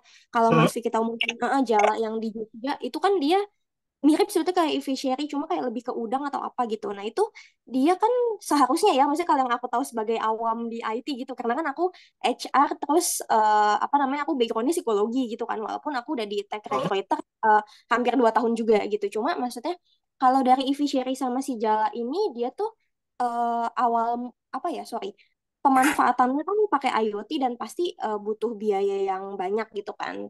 Apa dan kalau misalnya nih, misalnya ada orang yang mungkin mau punya bisnis yang sama, dia mau buka startup juga.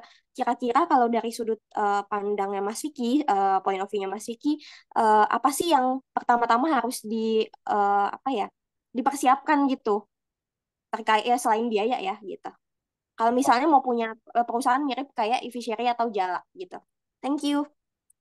Oke, terima kasih. Ini langsung dijawab aja atau gimana Mbak Septi? Ya, boleh langsung dijawab Mas Vicky. Oke, pertanyaan menarik ya. Bener, kalau Sherry dan Jala itu emang sebenarnya mereka tuh mirip, tapi emang satu lebih fokus ke udang. Karena tadi IoT itu balik lagi ke pemanfaatan. Jadi sensor yang dipakai di udang tadi sama sensor yang nanti dipakai di ikan, Sherry itu berbeda juga gitu.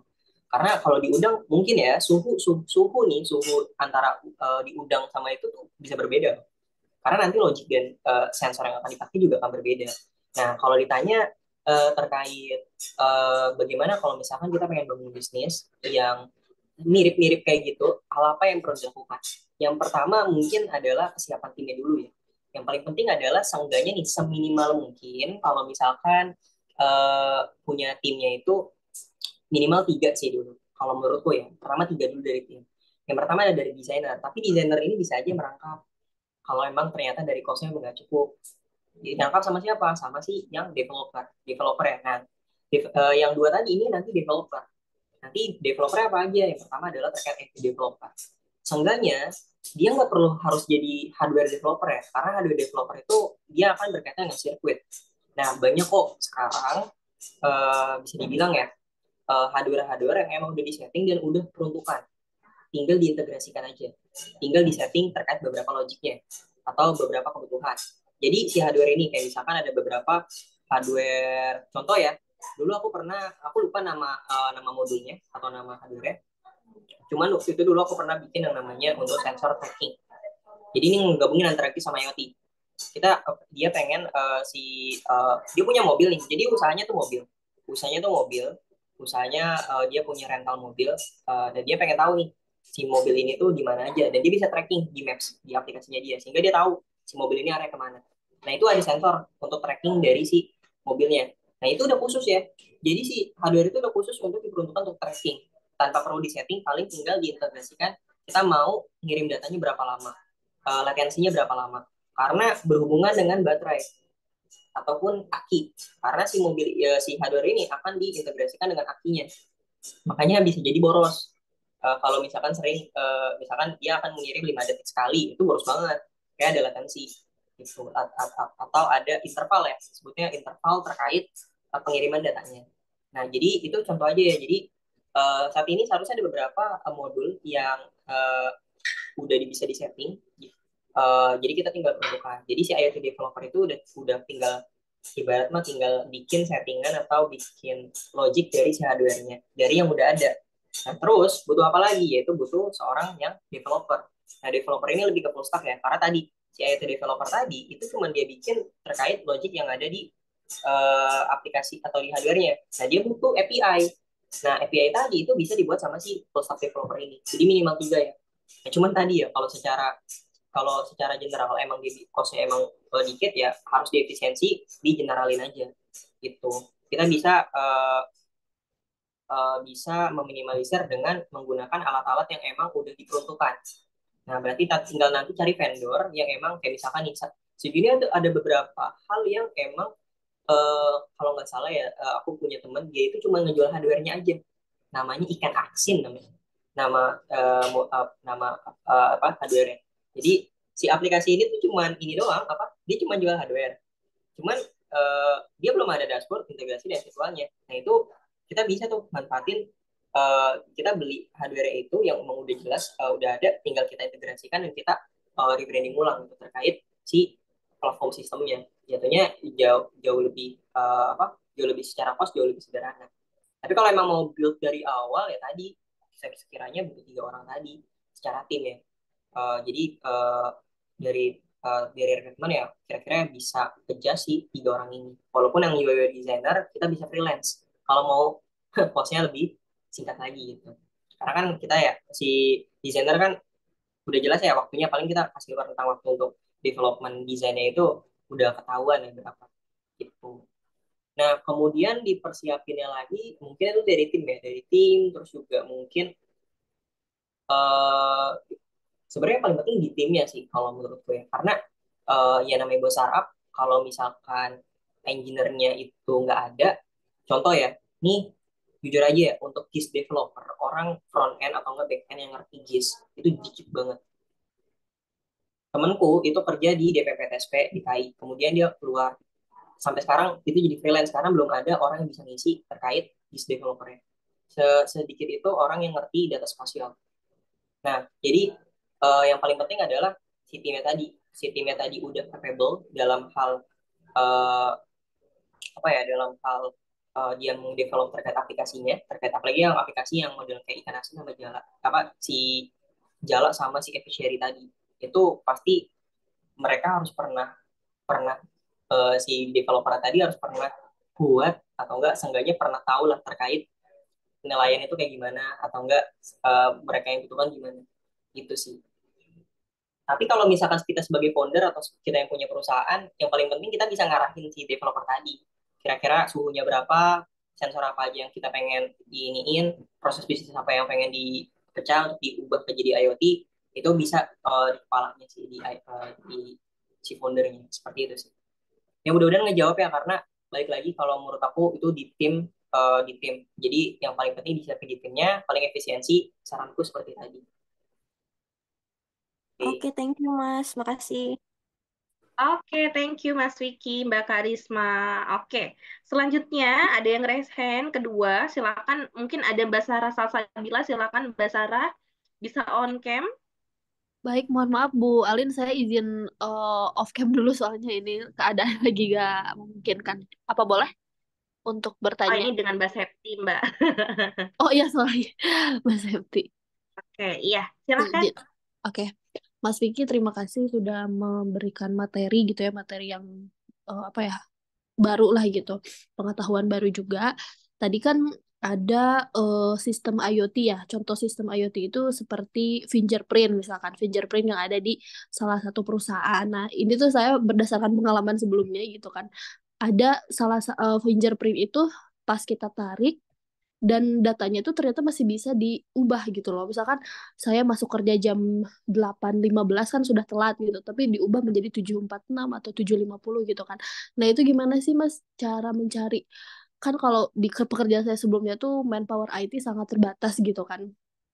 Nah, jadi cara apa ya, orang yang punya skill apa nih yang bisa memastikan suatu sistem itu tuh aman gitu. Jadi dia bukan hanya mengembangkan ataupun troubleshootnya aja gitu. Itu aja sih Mas, terima kasih.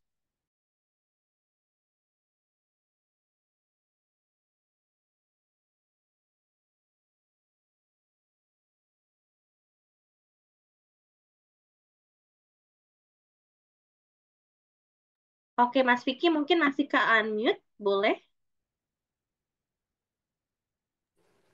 Oke, sekarang kedengeran ya? Oke, Iya. sebenarnya relate juga dengan use case. Ini juga dulu pernah ada aplikasi yang dia itu by lokasi ya. Pernah kan ada kayak misalkan, mungkin aku sebut aja kayak Talenta, ada aplikasi yang by lokasi. Jadi dia boleh absen kalau udah di lingkungannya. Kalau nggak di lingkungannya dia nggak bisa absen.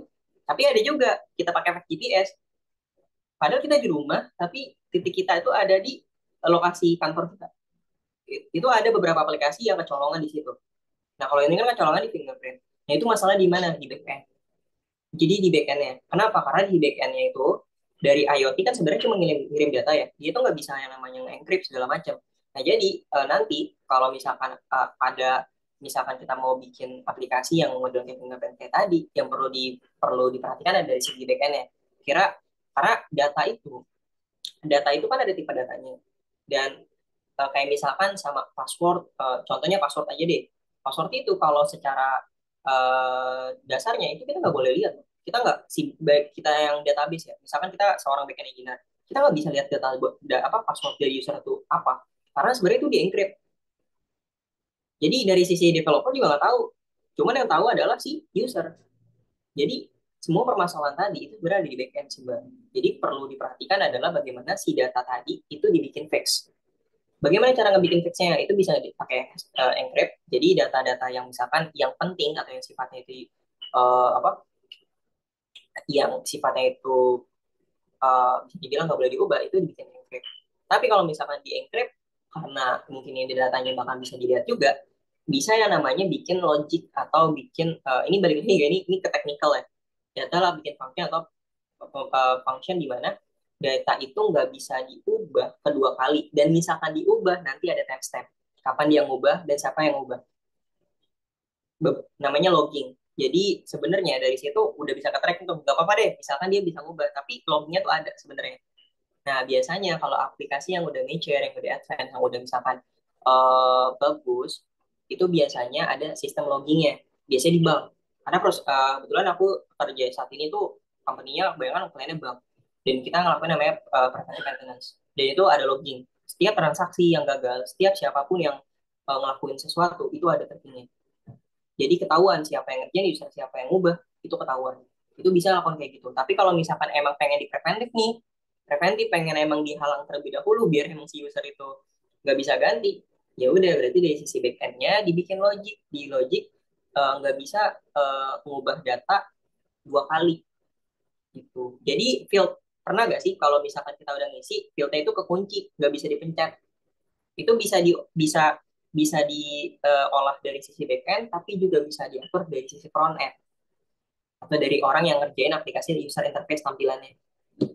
Karena kan si uh, si aplikasi itu. Cuman karena ini fingerprint ya, kalau fingerprint kan berarti kan dia cuma langsung ke fingerprintnya dari hardware-nya langsung dikirim data ke dashboard ya.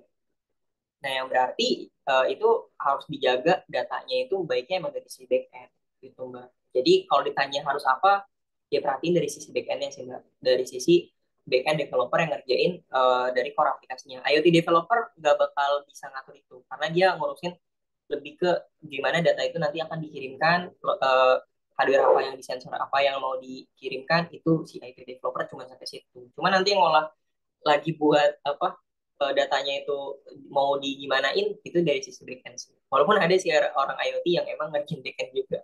Karena tadi ya, kebanyakan di Indonesia kan banyak kan dijadiin satu gitu. Itu sih Mbak. Mungkin semoga menjawab ya Mbak. Oke, terima kasih Mas, sangat menjawab pertanyaan saya. Terima kasih. Oke. Oke, thank you Mbak Sarah, Mas Vicky. Oke, penanya ketiga di sini ada Mas Buston. Halo Mas Buston. Boleh sekaligus open cam? Oke. Halo.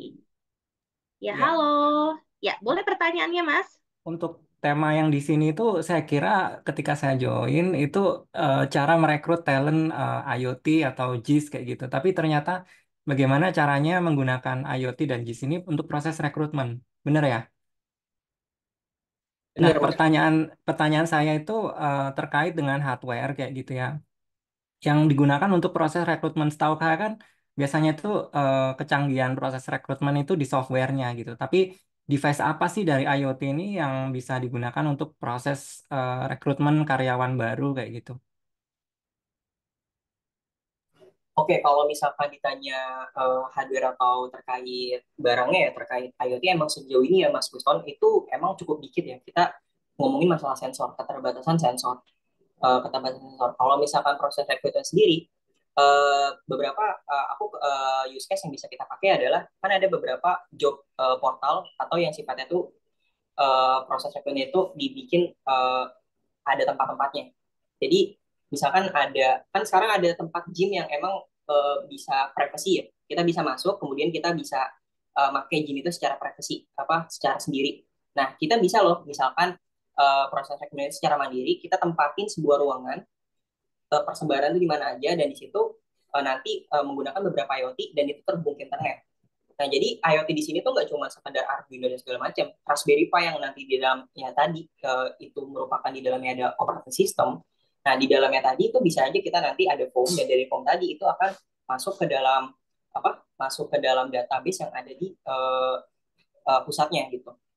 Nah, jadi si IoT tadi tuh bisa aja menggunakan beberapa sensor yang tadi ada tempat-tempat atau posisi lokasi-lokasi yang bisa dibilang tuh tempat-tempat tertentu yang nanti si kandidat itu bisa masuk ke dalam situ.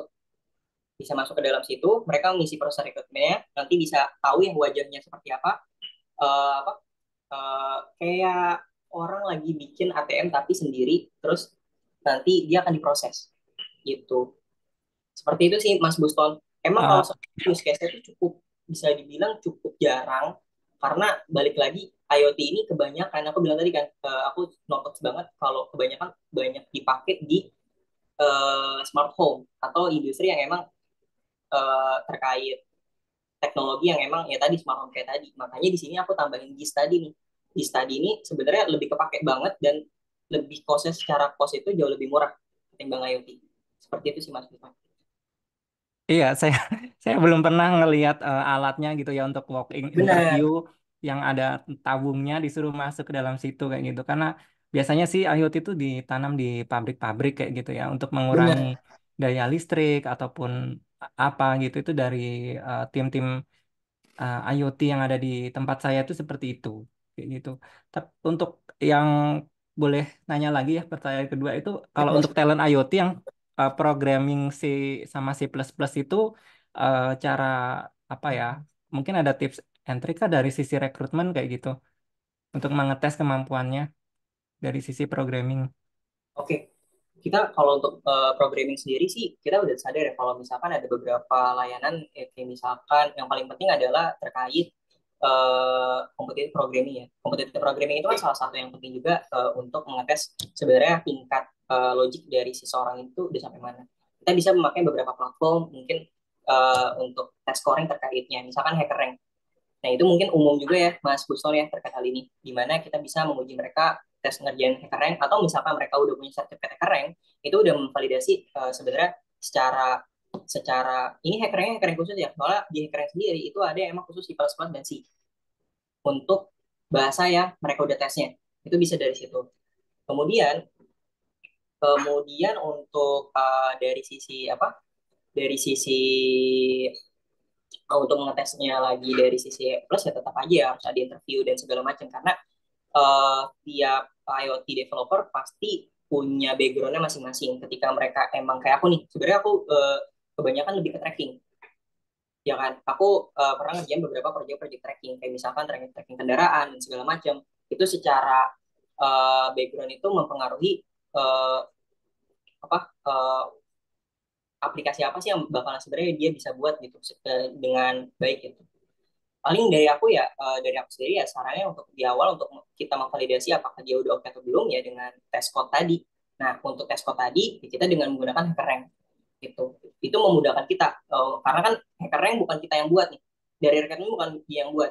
Melainkan kita kasih ujian aja karena di HackerRank itu udah ada ujiannya, mereka bisa ikutin dari situ.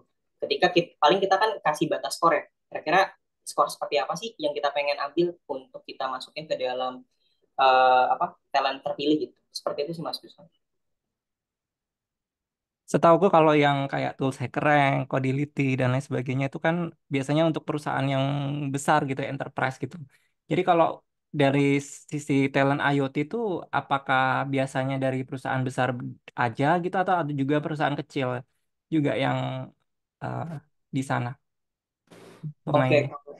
kalau misalkan dari hacker yang sendiri emang kebanyakan dari perusahaan besar ya, karena emang udah mereka tuh udah punya saklek lah terkait beberapa halnya. Tapi di satu sisi kalau misalkan emang perusahaan kecil ya emang menyarankan untuk ya emang untuk interview secara langsung ataupun mereka emang punya portofolio. Karena kan hardware hardware talent IT itu pasti portofolionya itu jelas ya, jelas dan dia bisa mendeskripsikan terkait apa aja sih yang dia buat gitu.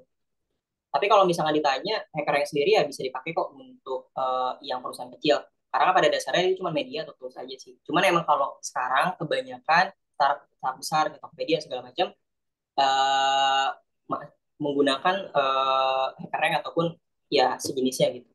Mas Gusman. Oke, oke, mungkin itu aja dari saya. Thank you. Oke, thank you juga Mas Gusman. Oke, thank you Mas Buston. Oke, silakan Mas Buston ya ditulis namanya di kolom komentar gitu ya. Terus dari grup mana, apakah dari general atau dari aktif, dan nomor handphonenya jangan lupa. Oke, di sini ada Mas Gufron juga. Namun di sini saya akan beralih terlebih dahulu ya ke Mbak Tias. Silakan Mbak Tias.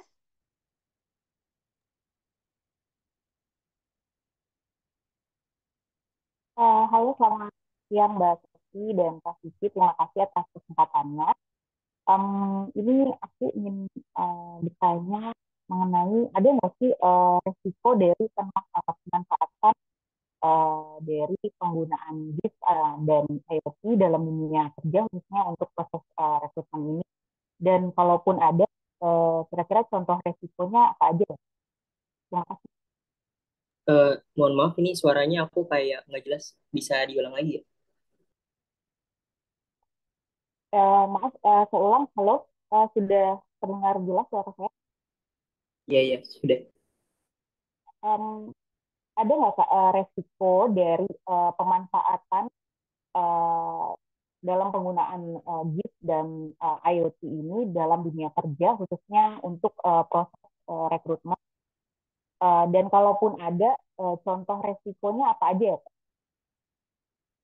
sebenarnya relate sama pertanyaan yang tadi sempat ditanyain sama Mas Buston ya, bahwa kalau untuk sekarang sebenarnya belum ada secara khusus, bahkan contoh realnya ya, contoh realnya orang yang perusahaan atau company yang menggunakan si IoT ini gitu. Pada dasarnya emang IoT ini emang dipakai di pabrik ataupun misalkan saya juga punya teman di pupuk. Nah di pupuk itu dia untuk mengetahui ya terkait kadar urea ataupun apanya itu semua langsung kan ada ketahuan ketahuan dari si sensornya.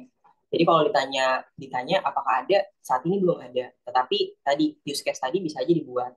Contohnya tadi dengan penempatan orang masuk ke dalam sebuah tabung, tapi itu tersebar di mana-mana sehingga orang tahu oh ada lowongan apa aja, kemudian bisa langsung apply seperti itu.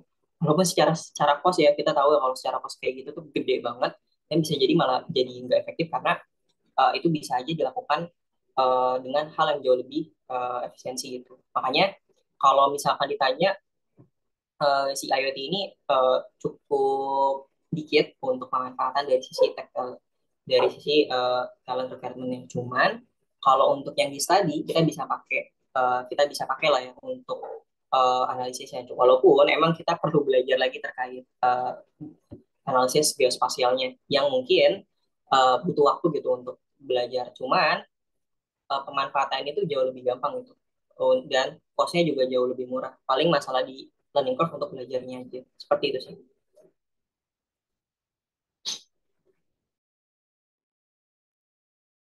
Oke, terima kasih Oke. Kak Vicky Bagaimana Mbak jawabannya. Tias? Sudah jelas, terima kasih atas jawabannya. Oke, thank you. Oke, selanjutnya tadi ada sorry, saya baca dulu. Muhammad Gufron Al-Fatih. Halo Mas Gufron, boleh Mas Gufron pertanyaannya dan bisa untuk open cam? Halo Mas Gufron, ada? Halo Mas Gufron. Oke, dari Mbak Tias tadi udah. Ada lagi teman-teman yang ingin bertanya sebelum mungkin kalau nggak sampai 6 pun nggak apa-apa gitu ya. Tadi ada beberapa pertanyaan ya. Pertama tadi ada Mbak Kawa, ada Mbak Sarah Salsabila, dan yang keempat ada Mbak Tias. Oke, ada 4 penanya. Bagaimana dari Mas Gufron? Oke, atau teman-teman ada yang ingin menanyakan lagi? Oke, kalau tidak ada kita melaju ke sesi selanjutnya. Mas Buston jangan lupa ya, Mas Buston untuk tulis di kolom chatnya gitu tentang identiti dirinya. Selanjutnya apa sih? Mungkin saya akan pindah ke slide selanjutnya, izin ya Mas Vicky ya. Nah, di sini untuk sesi Q&A-nya mungkin sudah selesai gitu ya. Saya akan pindahkan sesi selanjutnya adalah ke kuis. Nah, oke, halo Alin, masih ada di tempat? Halo Kak, masih. Oke, mana Mbak Alin nih? Saya harus pin dulu nih. Oke, baik. Alin, pagi ini kita sudah mendengarkan ya materi pemaparan dari Mas Vicky, kemudian juga sesi Q&A juga. Nah, ini adalah sesi yang ditunggu-tunggu. Sebenarnya sesi ini adalah untuk sesi merecall apakah benar nih member FRC itu menyimak ya materi yang diberikan. Oke, tanpa berlama-lama saya berikan sesi ini kepada Alin.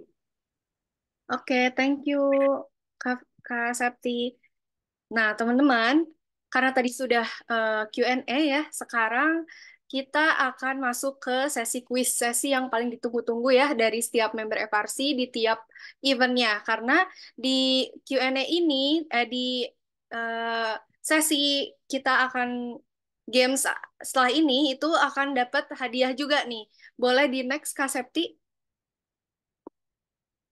Nah, untuk yang pertama nih, teman-teman, aku kasih dulu ini ya peraturannya. Jadi teman-teman siapa cepat dan tepat boleh langsung komen di kolom chat gitu ya jawabannya. Oke, kuis yang pertama itu apa kepanjangan dari GIS? Nah, boleh. Oke, Mbak Karisma, Mas Buston ini ke direct message-nya masuknya. Oke. Oke, ini udah mulai banyak yang jawab nih, Kak Septi, Mas Vicky. Ini sudah banyak dan pemenangnya Mbak Karisma ya. selalu Mbak Karisma tuh cepet gitu ketiknya. Oke, pemenang yang kuis pertama sudah dapat ya? Apa betul jawabannya Mas Vicky dari jawaban Mbak Karisma? Benar-benar. Nah, oke. Nah, sekarang kita lanjut aja ya ke kuis yang kedua. Kuis yang pertama dimenangkan oleh Mbak Karisma. Oke, yang kedua, sebutkan 4 komponen yang ada dalam GIS. Nah, tadi. Oke, ini Mbak Karisma lagi nih yang kayaknya cepet banget ngetiknya. Boleh yang lainnya? Ini Mbak Karisma. Oke, ada Mbak Sarah juga nih, sudah jawab. Oke, yang lainnya ada Mbak Lili juga. Oke, ada lagi yang dijawab, yang mau menjawab kuis kedua ini? Apakah jawaban Mbak Karisma benar atau tidak? Boleh dikonfirmasi oleh Mas Vicky apakah jawabannya benar? 4 komponen yang ada dalam KIS. Apakah jawaban Mbak Karisma benar atau Mbak Sarah atau Mbak Lili atau Mbak Tias justru yang benar? Oke, dan Mbak Karisma ya, komponen device. Ini yang GIS ya? Iya, betul. 4 komponen yang ada dalam GIS. Yang benar jawabannya adalah, Yang oke, kalau yang Mbak benar Karisma salah nih. Jadi dia salah ya. dia yang IoT. Oke, berarti ini yang menang adalah Mbak siapa nih? Ayo yang menang. Nih ada Mas Yudi juga yang ikut meramaikan jawabannya. Apa masih ada yang mau jawab nih sebelum kita umumin siapa yang menangnya? Ada yang mau jawab lagi? Oke. Oke, dan dari jawabannya yang menang dan tepat dan cepat adalah Mbak Sarah ya. Mbak Sarah, selamat Mbak. Mbak memenangkan kuis yang kedua ini. Oke. Next, Kak Septi, boleh? Oke. Nah, untuk kuis yang ketiga, sebutkan contoh perangkat yang digunakan pada role hardware developer. Nah, mungkin ini pertanyaannya agak agak susah ya. Makin sini makin susah nih. Soalnya yang jawab tidak secepat tadi ya Kak Septi, kebetulan nih. Ayo, siapa yang bisa menjawab? Ini tadi sudah dipaparkan dengan sangat jelas oleh Mas Vicky pada sesi pemateri tadi. Oke, oke. Ini sudah ada yang jawab nih, Mbak Lili dan Mas Buston. Oke, Mbak Lili, melengkapi jawabannya. Adakah yang mau menjawab lagi? Oke, sejauh ini baru 2 ya. Berarti ini kuis nomor 3 ini agak susah sepertinya ya. Karena yang jawab baru 2 orang. Ayo yang lainnya, masihkah ada yang mau menjawab? Ini ya, sudah ada yang menjawab juga Mbak Tias nih ya, IT infrastruktur katanya. Ayo sejauh ini jawabannya sudah ada yang benar atau belum?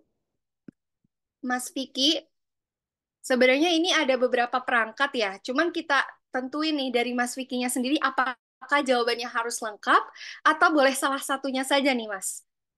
Oke. Ini yang pertama berarti dari Mbak Lili ya? Iya, betul. Oke. Mungkin aku bakalan minta lebih dari satu ya. Tapi kalau Oke. satu cuman dari eh, Arduino, Raspberry Pi, I think Arduino, Raspberry Pi. Nah, ini mungkin aku cari yang nggak tipe ya. Iya, boleh nih Mas. Karena Boleh. kalau misalkan kalian searching terus kalian searching itu pasti nggak ada gitu. Nah, mungkin Oke. Mas Buston ya yang benar ya Arduino dan Raspberry Pi. Oke, jadi yang Dari benar. bukan, bentar. Ini Raspberry Pi tapi PY nih ya. Berarti yang benar dari Mbak Oke. Utari. Mbak Utari ya yang benar ini. Yes. Atau Mbak Lili nih. Mbak Lili tapi typo ya. Iya, Berarti tipe. yang benar adalah Wah, Mbak Utari. Congrats Mbak untuk jawabannya benar ya. Nah, sekarang ke pertanyaan terakhir nih Kak Septi. Kira-kira pada cepet nggak ya jawabnya? Oke, boleh langsung di next aja. Nih, Pertanyaan selanjutnya, fokus apa yang membedakan antara role hardware developer dengan embed developer? Boleh dijelaskan secara singkat ya, teman-teman, poin-poinnya. Atau yang singkat aja gitu jawabannya. Ini tadi sudah dijelaskan juga oleh Mas Vicky pada saat materi ya. Dan bahkan sudah di-mention juga di conclusion gitu ya. Untuk jawabannya siapa tahu masih ada yang ingat gitu ya, jawaban yang cepat dan tepat. Dipastikan tidak boleh typo teman-teman karena ternyata kalau typo tidak akan menang kalaupun jawabannya cepat gitu ya. Oke, belum ada yang jawab nih. Susah ya makin sini nih kayaknya pertanyaannya. Karena makin agak panjang juga nih jawabannya. Oke, sambil kita nunggu, boleh yang lainnya juga yang mau jawab, boleh langsung di kolom chat. Oh, ini Mbak Karisma nih, sudah menjawab jawabannya. Oke, yang lainnya boleh, karena yang cepat belum tentu benar dan tepat ya jawabannya. Jadi, yang lain masih ada kesempatan. Tidak usah merasa takut ya, takut kayak, udah nggak menang nih kalau udah ada yang jawab gitu. Nah, ini ada Mbak Utari juga sudah menjawab. Oke, yang lainnya boleh menyusul menjawab ya, karena kita sambil cari-cari nih jawaban yang paling tepat tuh yang mana gitu ya. Oke, ada yang mau menjawab lagi? Tadi sudah ini juga ya dipaparkan di materi, itu sangat jelas gitu ya. Ketika teman-teman memperhatikan, pasti ingat gitu jawabannya apa. Oke, nih baru 2 orang nih. Oh ini Mas Gufron menjawab tapi ke direct message ya Mas, boleh dikirimkan ke chat generalnya aja ya Mas, supaya yang lain bisa baca juga jawabannya. Oke, Mas Gufron nih sudah jawab juga. Baru 3 orang nih. Kasih waktu deh 1 menit lagi untuk jawab yang lainnya. Oke, masih masih bisa nih kesempatan, masih ada kesempatan nih untuk yang lainnya untuk jawab juga. Oke, Mas Gufron boleh ke general, chat general ya, karena ini masuknya ke direct message saya untuk jawabannya. Nih, Mas Buston juga sudah menjawab nih. Lumayan lama ya sekarang karena mungkin memastikan nih Kak Septi apakah ada typo atau enggak karena takut juga ya sayang. Cepat tapi ada typo itu tetap enggak menang gitu ya. Nih, Mas Gufron boleh saya bantu kopikan ya jawabannya ke general. Oh, ini sudah ternyata sudah ke general. Oke. Oke. Kiranya kita langsung simpulkan aja ya Kak Septi siapa nih kira-kira yang cepat dan tepat jawabannya. Boleh dibantu oleh Mas Vicky kiranya yang mendapatkan jawaban yang paling tepat dan cepat tuh siapa gitu ya. Ini ada Mbak Karisma, ada Mbak Utari, ada Mas Gufron, dan Mas Buston nih. Yang jawabannya paling cepat, tepat, dan tidak ada typo ya. Boleh? Siapa kalau nih kira? aku dari Mbak Karisma sih, soalnya nih sama Mbak Karisma tuh cukup lengkap ya, karena dia ngejelasin juga nih terkait fokusnya, kemudian juga dia ngasih contohnya nih, gitu. Oke. Maksudnya contoh dari si fokus di developer tuh ngapain aja. Oke, jadi pemenang kuis keempat kali ini adalah Mbak Karisma ya. Nih, sepertinya Mbak Karisma ini ambis ya, sangat ambis bertanya, aktif sekali ya, aktif bertanya, memenangkan beberapa kuis gitu ya. Oke, jadi pemenangnya untuk kuis keempat kali ini adalah Mbak Karisma. Oke, terima kasih untuk teman-teman nih yang sudah menjawab kuisnya, yang mencoba menjawab kuisnya juga terima kasih ya. Jangan berkecil hati, nanti akan ada lagi eh, hadiah-hadiah atau reward-reward lainnya ya. Oke, terima kasih. Aku kembalikan kepada Kak Septi. Oke, thank you Alin dan teman-teman sekalian ya. Jadi memang sangat seru. Ini penuh kehati-hatian. Biasanya kan cepet banget ya Alin ya. Persekian detik udah jawab. Ini lebih mengasah lagi gitu ya. Eh, Remember dari teman-teman gitu ya. Apakah tadi nyimak apa enggak gitu ya. Jadi congratulations kepada para pemenang gitu ya. Silahkan untuk mencantumkan lagi gitu ya namanya, asal grupnya dan nomor handphonenya. Jadi Totalnya ada berapa orang nih Mbak Alin? 3 ya? Mbak Karisma menang win streak 2 kali. Seperti itu. Iya, betul. Oke, mantap sekali ya. Oke, selamat sekali lagi untuk para pemenang. Oke, selanjutnya kita ke sesi yang mungkin udah mau masuk ke penghujung acara kita. Nah, pengumumannya mungkin semoga ini bisa itu ya eh, langsung ya. Tapi kalau enggak pun nanti kita akan tetap umumkan di grup di channel dan karena kita ada cuti bersama ya teman-teman gitu ya cuti bersama. Nanti kita akan umumkan dan disburse rewardnya di hari Rabu ya sekaligus dengan weekly reward dan juga teman-teman sekalian. Ada? Oke, belum. Oke, mungkin tidak itu ya harus di reload dulu teman-teman. Is oke, nggak apa-apa. Nah, selanjutnya ini masih ada kesempatan ini teman-teman. Jadi eh, teman-teman silahkan isi. Mungkin bisa dibantu Mbak Alin ya, di-put lagi di kolom komentar. Link isi survei ini. Nah, kalau ini bukan siapa cepat, siapa dapat, tapi kita mau lihat nih insight-nya teman-teman terkait event Rek Talk yang keenam kali ini. Baik dari pematerinya, speakernya gitu ya, baik dari penyedia acaranya, baik dari materinya dan lain-lain. Silakan untuk diisi ya. Nanti komen terbaik 2 orang kita akan pilih dan kita akan jadikan sebuah acuan kita untuk next Rek Talk ya dan dapat reward juga. Oke, sudah diput ya Mbak Alin ya. Oke, Sudah, silakan. Kak. Mantap teman-teman. Oke, selanjutnya. Oke, Mas Vicky, tidak terasa kita udah masuk ke penghujung acara pada hari ini. Jadi kita ada sedikit gitu ya Mas Vicky yang akan kita serahkan ke Mas Vicky. Nanti tentunya kita akan menyerahkan kembali gitu ya, tapi secara simbolis. Thank you so much Mas Vicky. Saya serahkan ya Mas Vicky sebagai bentuk reward MSBU kepada Mas Vicky sudah meluangkan waktunya share about knowledge and experience-nya of course ya ke member FRC. Semoga nanti di lain waktu kita bisa berkolaborasi kembali.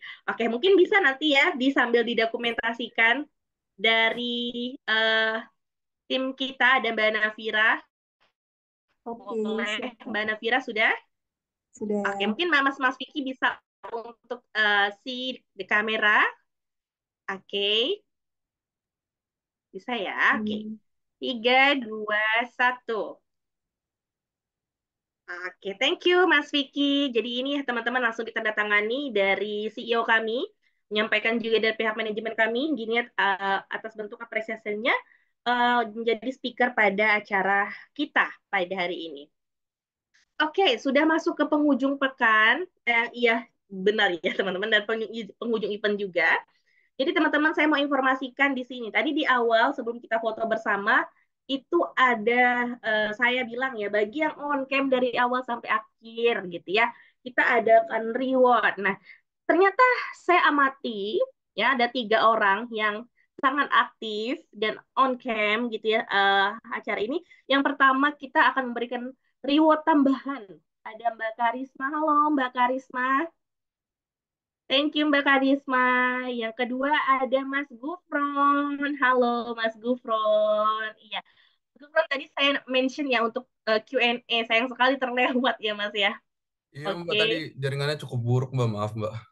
oke, oke nggak apa-apa. Tapi sudah menang kuis ya tadi ya Mbak Alin. Enggak deh Mbak, kayaknya deh Mbak. Oh gitu, oke. It's okay. Thank you ya so much Mas Gufron. Silahkan diisi surveinya, masih ada kesempatan Mas Gufron untuk dapat rewardnya di survei kita. Dan yang ketiga ada Mbak Fristia Kirana. Halo Mbak Fristia Kirana. Oke, thank you ya Mbak sudah ikut. Dan bagi teman-teman yang belum on cam, mungkin karena berhalangan hadir, is okay, nggak apa-apa. Thank you so much ya teman-teman ya. Eh, ini sebuah bentuk keaktifan teman-teman, menambahkan poin juga untuk teman-teman gitu ya. Dan stay tune bersama kita selama 1 kuartal ke depan. Oke, selanjutnya kita ada foto bersama. Boleh? Siap. Mungkin dari Mbak Nafira bisa di-setting ada berapa slide? Ini ada satu slide. Oke. Oke, ini Mbak Nafira ya teman-teman. Mbak Nafira ini tim dari FRC juga, MSBU. Ini adalah tim konten kita, GD kita. Jadi kalau teman-teman lihat konten-konten FHRC MSBU nih, Mbak Nafira nih yang mendesainnya ya. Ada konsepnya juga di sini, ada Mbak Alin. Jadi teman-teman bisa lihat tim-tim kita di sini. Oke, tanpa berlama-lama Mas Vicky masih ada ya. Stay tune ya. Oke. Oke, halo Mas Vicky masih stay tune di tempat? Oke, kalau tidak ada kita boleh ya capture dulu ya teman-teman. 3, 2, 1. Oke, mantap sekali lagi ya. 1, 2, 3. Oke, lagi? Sudah Mbak Nafira atau gimana? Oke, sudah. Sudah ya? Oke. Mas Yudi, oke, saya mau ngomongin juga Mas Yudi tadi open cam ya dari awal sampai akhir. Mas Yudi juga dapat ya sebagai member aktif kita ya. Thank you so much Mas Yudi. Oke, Iya, Mbak. boleh foto sekali lagi ya, Mbak. Oke, Oke, 3, 1, ya. 2, 1. Oke, mantap. Sudah ya Mbak ya? Oke, thank you teman-teman atas waktunya ya yang diberikan kepada kita udah ngikut dan jangan bosan-bosannya untuk ikut kegiatan kita di next lagi eh, baik submission, quiz ataupun eventnya. Thank you so much kalau ada kesalahan penyampaian. Saya mewakili MSBU FRC Ecosystem dan teman-teman yang bertugas hari ini memohon maaf dan sampai jumpa pada kesempatan selanjutnya. Thank you so much teman-teman. Selamat siang dan happy weekend. Terima kasih. Thank you Mbak Septi, Mbak Alin. Thank you semuanya. Happy weekend. Happy weekend semuanya. Terima kasih, Mbak. Thank Terima you so much. kasih.